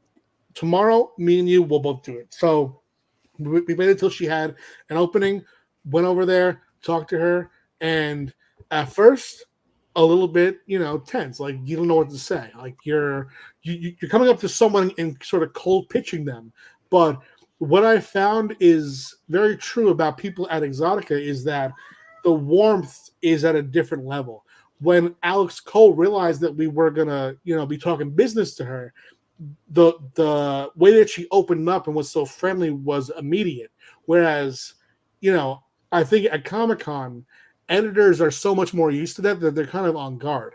Like when you go and pitch to an editor, it's like, I got another guy talking stories to me. I'm just trying to chill. Where at Exotica, you show a adult talent a metal comic cover, a comic saying we could put you on this, and it's something brand new to them. So that there's this kind of allure to us being outsiders that has prevented us from feeling that disconnect when we're talking to these bigger stars.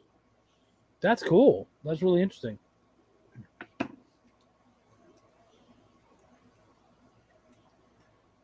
I think I've got all my questions out for the moment. but if more show up, trust me, I'll ask.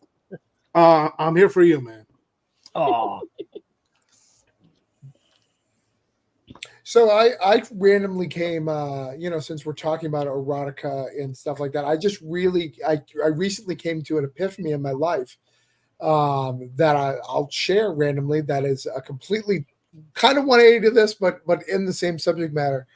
So I have always had a fear of cross-dressers. They freak me out. Here we go, bro. No. The South. Here, it's been very traumatic to me. And I think I figured out why, because I don't have a problem with, Rent is one of my favorite movies of all time. I have any of that. What I found out what it was, like after deep thinking about it for a long time, it's the aggressiveness of a crossdresser. Like when they're, how they're very familiar, they'll touch you, and like that personal space is what the problem is. It's not actually the actual cross-dressing thing. And that was very interesting and uplifting and really changed my life. And I got to reflect on that. You're welcome. That's what I'm sharing. How do you feel about that, Chuck? Pat, Kat, thoughts? I mean, I think we didn't all grow up with, dude looks like a lady. So, it just... I mean, I did. For some people, That's true. I don't know what your excuse is then. Didn't you ever watch Mrs. Doubtfire? Like, come on, they're great. Woo! I can't do it. Yeah, I just randomly came up with that the other day, and I was just like, interesting. Because I've always had this disconnect to it because I love Rent. Angel's one of my favorite characters who is a cross-dresser. And I was like, I clearly don't have an issue with cross-dressing.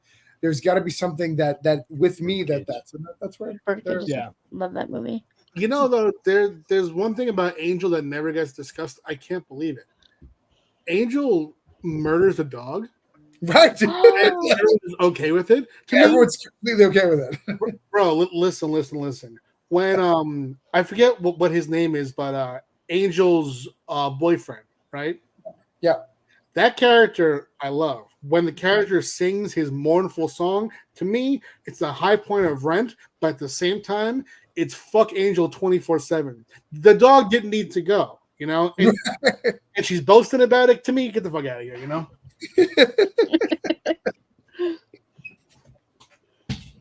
I'm just saying, it's interesting. Now I'm struggling to think of his name right now. I really appreciate the fact that you are undoubtedly a cat fan, but you were pissed off about this dog death. Yeah, you know, that's good. I am definitely a cat person. I grew up with dogs, though, you know. I still have. In fact, I was just over my girl's place in Texas. She fosters dogs. So while I was there were 3 different dogs at different points in her place. And a lot to deal with, but they have good hearts. Bro, I don't want the things to die. They're just annoying, you know? Yeah. Where is she in Texas? She's near Austin. Fuck, me too. What? Yeah. No, Chuck is. He really. Hey, we could have hung out. I'm right in between. Why you said fuck? I was like, oh. I know. I took that a different way. Oh yeah, no. I just like you were that close. That's all. Gotcha. No, he's saying dogs are running the streets, and he now knows a place where they can go. Bro, it's true. So when I first got there, she has a plan to go to a foster place to foster a dog. This is on Valentine's Day. They're closed that day, so she makes plans to go the next day. We're driving home back to her place, and we see 2 dogs running down the street in the middle of the night. It was this like mutt kind of dog, beautiful, a shepherd, blue eyes, brown fur, crazy pattern, and a fucking French bulldog. Just 2 dogs booking it in the middle of the night. So she pulls the car over, opens the door, and goes. I'm like, oh, here we go, you know. So the dogs get into the car. She drives them home, and they're in the house. So that night, she goes on Facebook and she goes to like her neighborhood group and writes about the dogs. And the next day, there's someone in there, the owner, picking them up. I was amazed by all this. And then that very next day, she goes back to the foster place and actually gets a dog and then brings that dog home. So this is the most dog action I've had in quite a long time.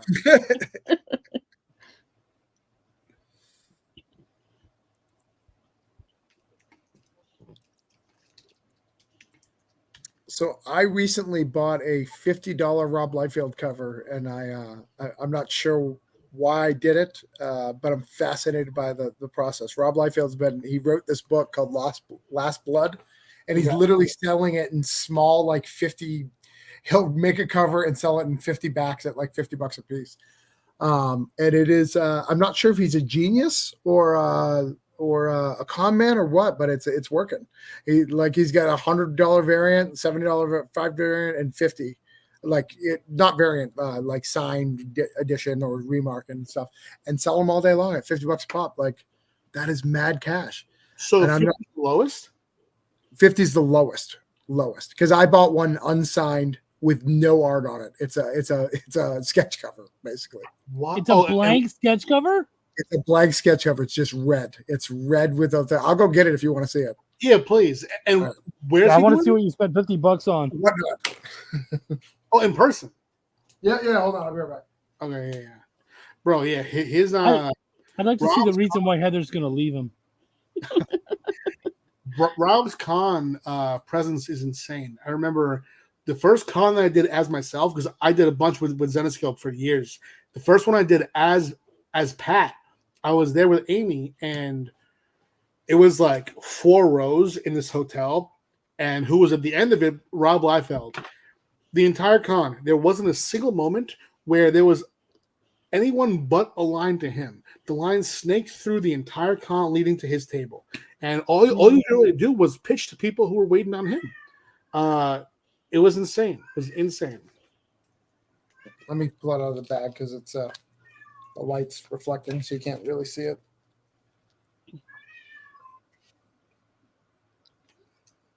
This is the cheapest one you can get. So, wait, is that even? Is it glossy? No. It's just it's a harder cover stock, but not crazy expensive. No, but I'm saying like the front cover is not matte. You could draw on it, but you need a marker. You need a marker, yeah. Yeah. Damn. Okay.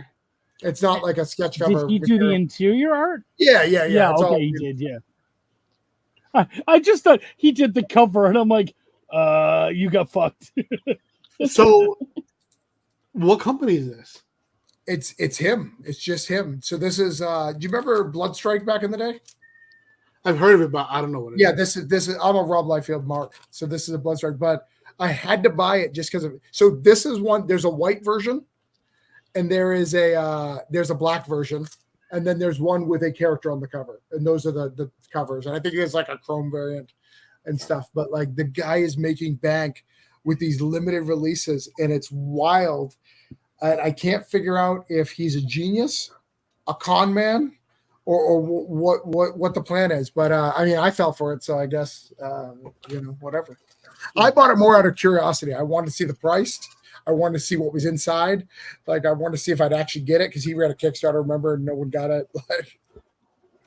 Like, it's wild.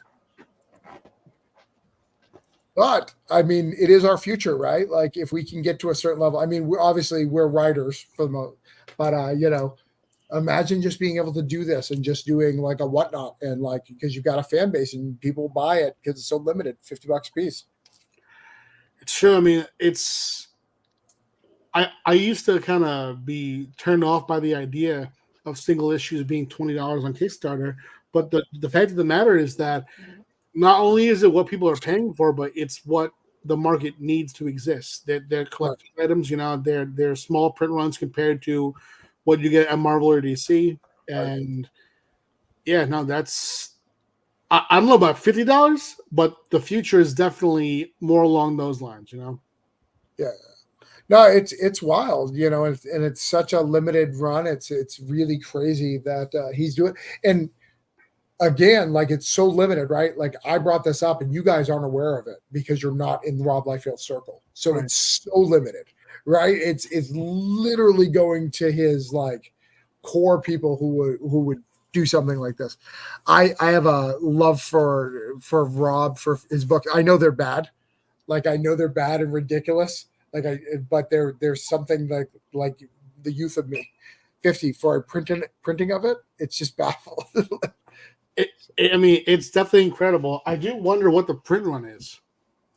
He tells you the print run. I can tell you. Hold on. He does tell you the print run of them because he's trying to keep it up front, which is the smart thing to do, at least, If he's telling the truth, yes.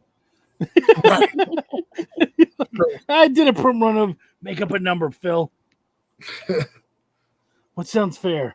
What are these idiots? What are these and I can flip it. By the way, they're selling right now. If you go on eBay, I can sell it for $100. Oh, that's nice. Yeah. So I mean, it's flippable. So right now, it's pretty flippable. I could sell it for so I could make my double. And I'm thinking about reading it and then selling it because I don't care that much. Let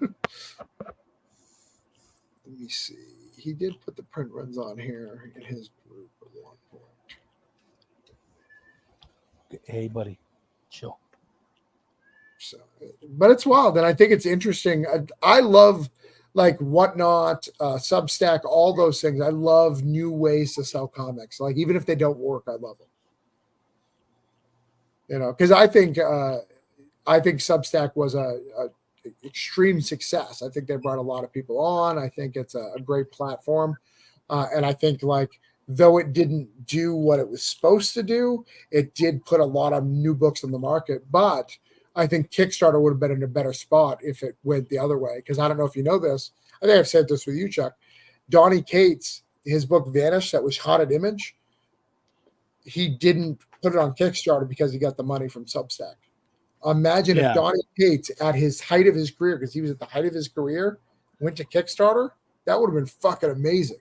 Would have done great for Kickstarter. Yeah, I mean, I feel like Kickstarter could be what he does now. Like that would be if I were Donnie Cates, Kickstarter is the path forward. I think. Yeah, coming back from like the sickness and illness, and like, yeah, I could see that because once you have a fan base, you're fine. You're doing okay. It's just finding that initial fan base and building it. And some people are building it on Kickstarter, but if you go outside and you bring them in, you're doing great. I mean, look at someone like Carl Kessel. Like, I love Carl, but Carl was never huge, but he did get a strong enough small fan base to be able to carry him to $20,000-$30,000 Kickstarter, which is great. Yeah. Why are you laughing? Because Thorny, my cool cousin Substack. used Substack to stockpile all the stuff he has coming out on Vertigo now. Wait, who's your cousin there? My cool cousin used to stockpile all stuff, and I was giving up. Jerry, go to bed. But seriously, can I have your cousin's number? Damn it, I'm trying to find, like, it's all these people sharing that they got their copies. Which I didn't do, by the way. I'm not that much of a fanboy. I did pay $50 though, so I'm still part of the con. I mean, he's a nice guy. Is he though? Like, and I say this, like, I like Rob Liefeld. Before I say anything, I like Rob Liefeld, but the dude's nuts. And like, if you do any research, like, half the stuff he says isn't, like, his memory of things is not always right, but he runs a podcast. Like, he remembers everything. Fine. Listen. I'll change the word. Okay. He's an affable guy. Correct. Yes. He's very a great writer word. And here's the thing. I believe that his take on what happened, I'd say that he believes it. I don't think that. Oh, yeah. I don't think he's lying. I don't think he's lying at all. He seems like, I don't think he has a bad heart. I think he's outspoken, and I mean, he was back then, and he's now. He's a disruptor, and I like that. He's just he doesn't go out of his way to be liked. That's for sure. But he's also proved but he's proved it success time and time again. Yeah, for sure. I don't mind someone being braggadocious or whatever. You just got to prove it, right? You got to prove it every time. Yeah. And I think he does. Like, even to this day, like, I bought a $50 cover. He clearly he owned me. I can't find this print run for the life of me, but he did say it. I think it's like 50. It's under 100 for each cover. I mean, under 100 makes sense for $50 then. Yeah, it's under 100. And I think it's under 100. But again, it's just color palettes. There's a red one, there's a blue one, there's a he just comes up with different colors. And then he did one. What's that? Do any of them have art on the cover? They all have art. Yeah, one of them does. Yeah, one of them has art, and one of them's a manga edition, which he does in black and white and red, with different shading, which is kind of interesting. Okay. Is it his version of manga, or do they actually his version of manga? Artist? Yeah, it's manga-ish. Yeah, I mean, it's still Rob Liefeld's art, so you can't do crazy. Yeah, I'll give you guys a screenshot of the other covers. I just went past a minute ago. But it's interesting.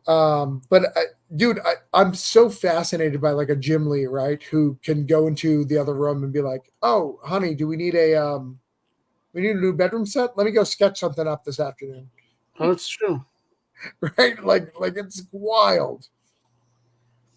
Yeah, but then you also have guys like I was reading something from Larry Hama, who was saying that his page rate hasn't changed in like 30 years. So, right. And he said, it's kind of the way the business is. And I've basically sort of hit a spot, and he was like very open. He was like, people said that they hated that my last G.I. Joe thing was shit, even though people bought it and it seemed to do well. But, they're saying that's why things haven't changed, but they haven't changed in decades and decades. So I don't think it has anything to do with that. There's just something wrong with the business. And I was like, oh, that's interesting. Oh, Sarah, don't ask me about shipping costs from Canada. That's the one thing I'm frustrated the most about. So Honestly, bad. I'll still have a wife living here and partners in Eric and Sean. So hopefully what that does, it actually makes things a little easier on everybody because we might now have multiple like ways to ship from Canada and from the United States and save people on both sides of the border money. So that's the hope, but I'm not promising shit. So this is the cover. So obviously ignore the Thundercats. Yeah. Okay, so huh. And, the red one's the cheapest one. What do you mean by that? Well, $50. you said it was only $50 for that one.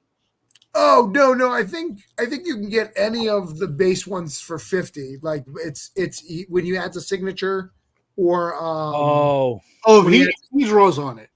Yeah, it's not like a full drawing. It's an etching of his name. Hold on, you guys still see on my screen, right? Yeah. You see me scroll? Yeah, let me show you. I see that your tab says OnlyFans. So this is the 75. Okay, that's Rob's signature. Yes, definitely just a signature. Yeah. Okay, and then the 100 is. Let me see if we got 100 here. Are those all CGC witnessed? Right. Well, I mean, you can't really get them CGC. But I guess you could if you went to this private signing shenanigans. But hold on. So that's the 75 one. See, that's where see that where he writes Liefeld like that. That's the 100. I know it's not on the Actually, it's pretty cool. That is pretty cool. Yeah. So that's the $100 version is doing it that. I think there's one on that. No. I just looked up Rob Liefeld net worth. It says $2 million. It's got to be more than that. It's got to be more. Mm. He's made some bad financial decisions. Oh, there you go. See, he's done one right there. No, that's sick. Yeah, that's cool. He's done some bad financial decisions. Like he ran his studio so poorly that he had to lose Youngblood. I don't know if you know that. No. So his main book, Youngblood, he had to lose it. He sold it to some company to keep things afloat. So he's made some bad financial decisions, but I think he's made some good ones too. I think it's more than $2 million, but I don't think I think he's like Eastman. Eastman made a ton of money, spent out a ton of money, and they're still wealthy, but they're not where they were. Yeah. So, but I think it's time to go to bed. We've hung out for a little bit. I've loved spending time with you guys. You guys are good people. I like all of you. Are you going to what's the next con you're going to? I saw your con list. You're not going to Baltimore, Pat? Oh, I mean, the con list is only for the first half of the year. I think I went through May. Baltimore's up in the air. I don't know. Probably leaning toward no this year, but we'll see. I'll probably do Florida SuperCon again. Really? Yeah. Well, we'll see. We'll see. I think you should come for those other cons that we talked about down here. No, I know. It's just that I like Miami. Yeah. It's I just got an invite to. I'm actually going to ask him for a guest and see if I can get a guest, but we'll see. Did you ask for a guest? I did last year, and he was weird about it.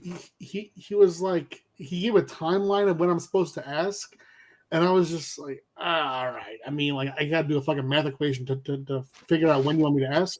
Like, just guess me, But they're weird, pop. That's why. They are weird about that. I mean, they're weird about every show, in my experience. I mean, you told me before, right?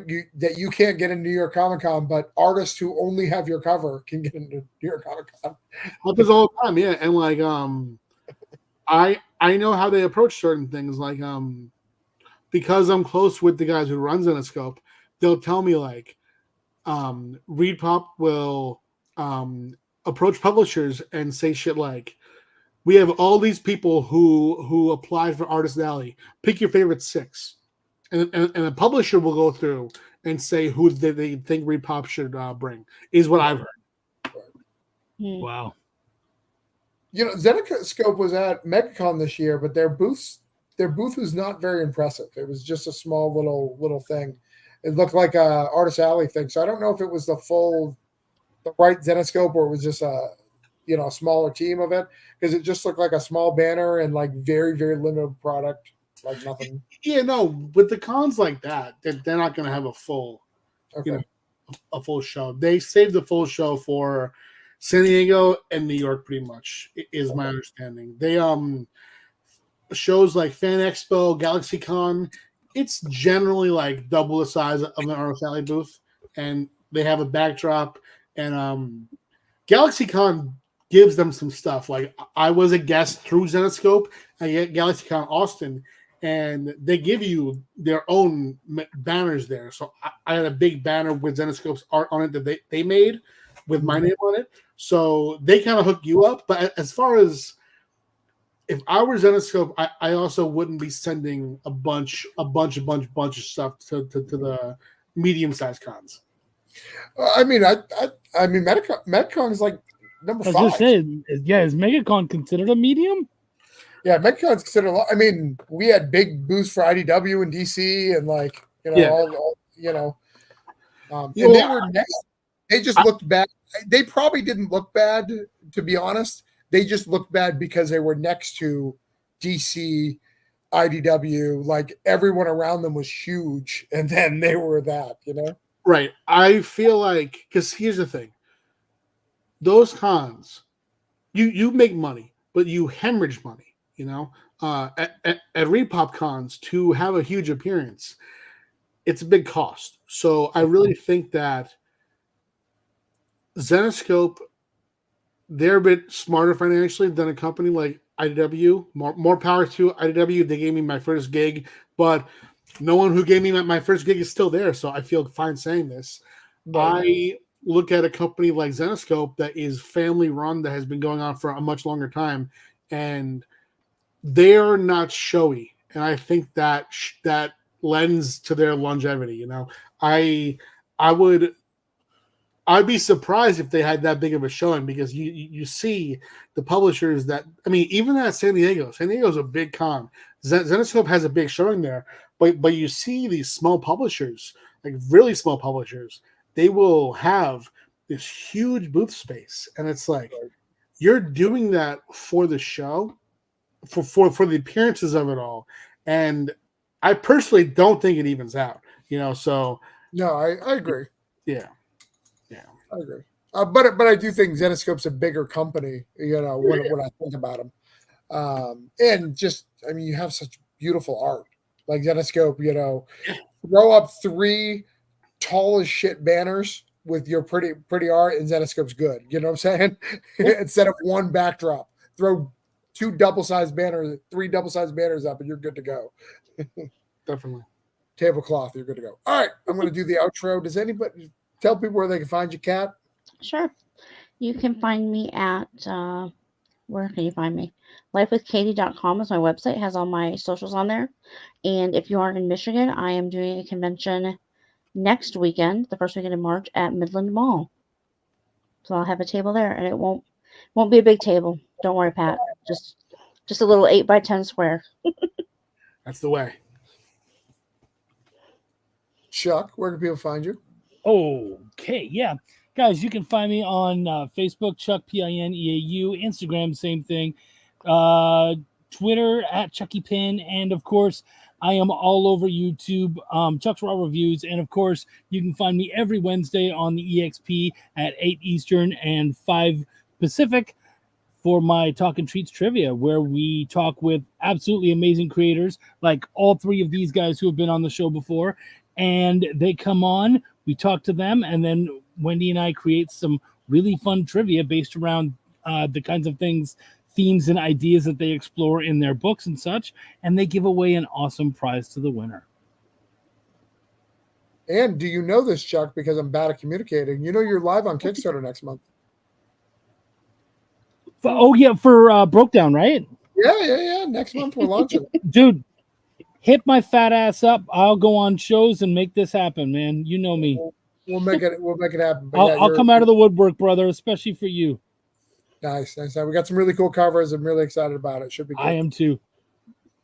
I'm not, because every time you release it, my car breaks down. It's just this weird connection. My cars normally break down during it too, so it makes you feel better. Pat, where can people find you? One second. Get out of here. Pat Shand, pretty much everywhere at Pat Shand, Twitter, Instagram, TikTok, all that. My company is Space Between Entertainment. We're on social media as Space Between Ent. Cheeky Comics is banned from Twitter. It's crazy that, What? The platform was supposed to be taken over with the intention of free speech, and you see all these porn bots and everything, but we, went through lengths to even censor our covers on Twitter. But when we would retweet our campaigns, we'd always get flagged, and then it was suspended. With no reason given why. So you can't find us on Twitter, but Space Between Ent for all of our shit there, and on Instagram, Cheeky Comics. On Substack, I'm doing my newsletter now. It's Pat Shand. So just my name and my company's name pretty much everywhere. Do you think someone's out to get? I literally follow someone who shows boobs once a week on her profile. Constantly. I followed them. Do I think it's reported? No. I do think that Twitter does target links that lead elsewhere, and they use things like that. Because I think if I hadn't been linking to so many Kickstarters, I think that I would have been fine. But the mixture of sexy imagery and the links, I think, is what did me in. But that's just my theory. Okay, it's better than like people out to get you, right? Like reporting you every time they see your shit. Like I'd rather go. Elon Musk is the bad guy than people. No, I mean, I'm sure that happens. I trust people as little as Elon. Elon's. But I'm sure that happens too. I just don't think it was the call, like the source of it. All right. Well, I'm going to do my outro, and we're outie 5,000. Thank you guys for hanging out. I got a cool outro, Chuck, if you want to watch it. I'm watching. All right. Where is it? Bye.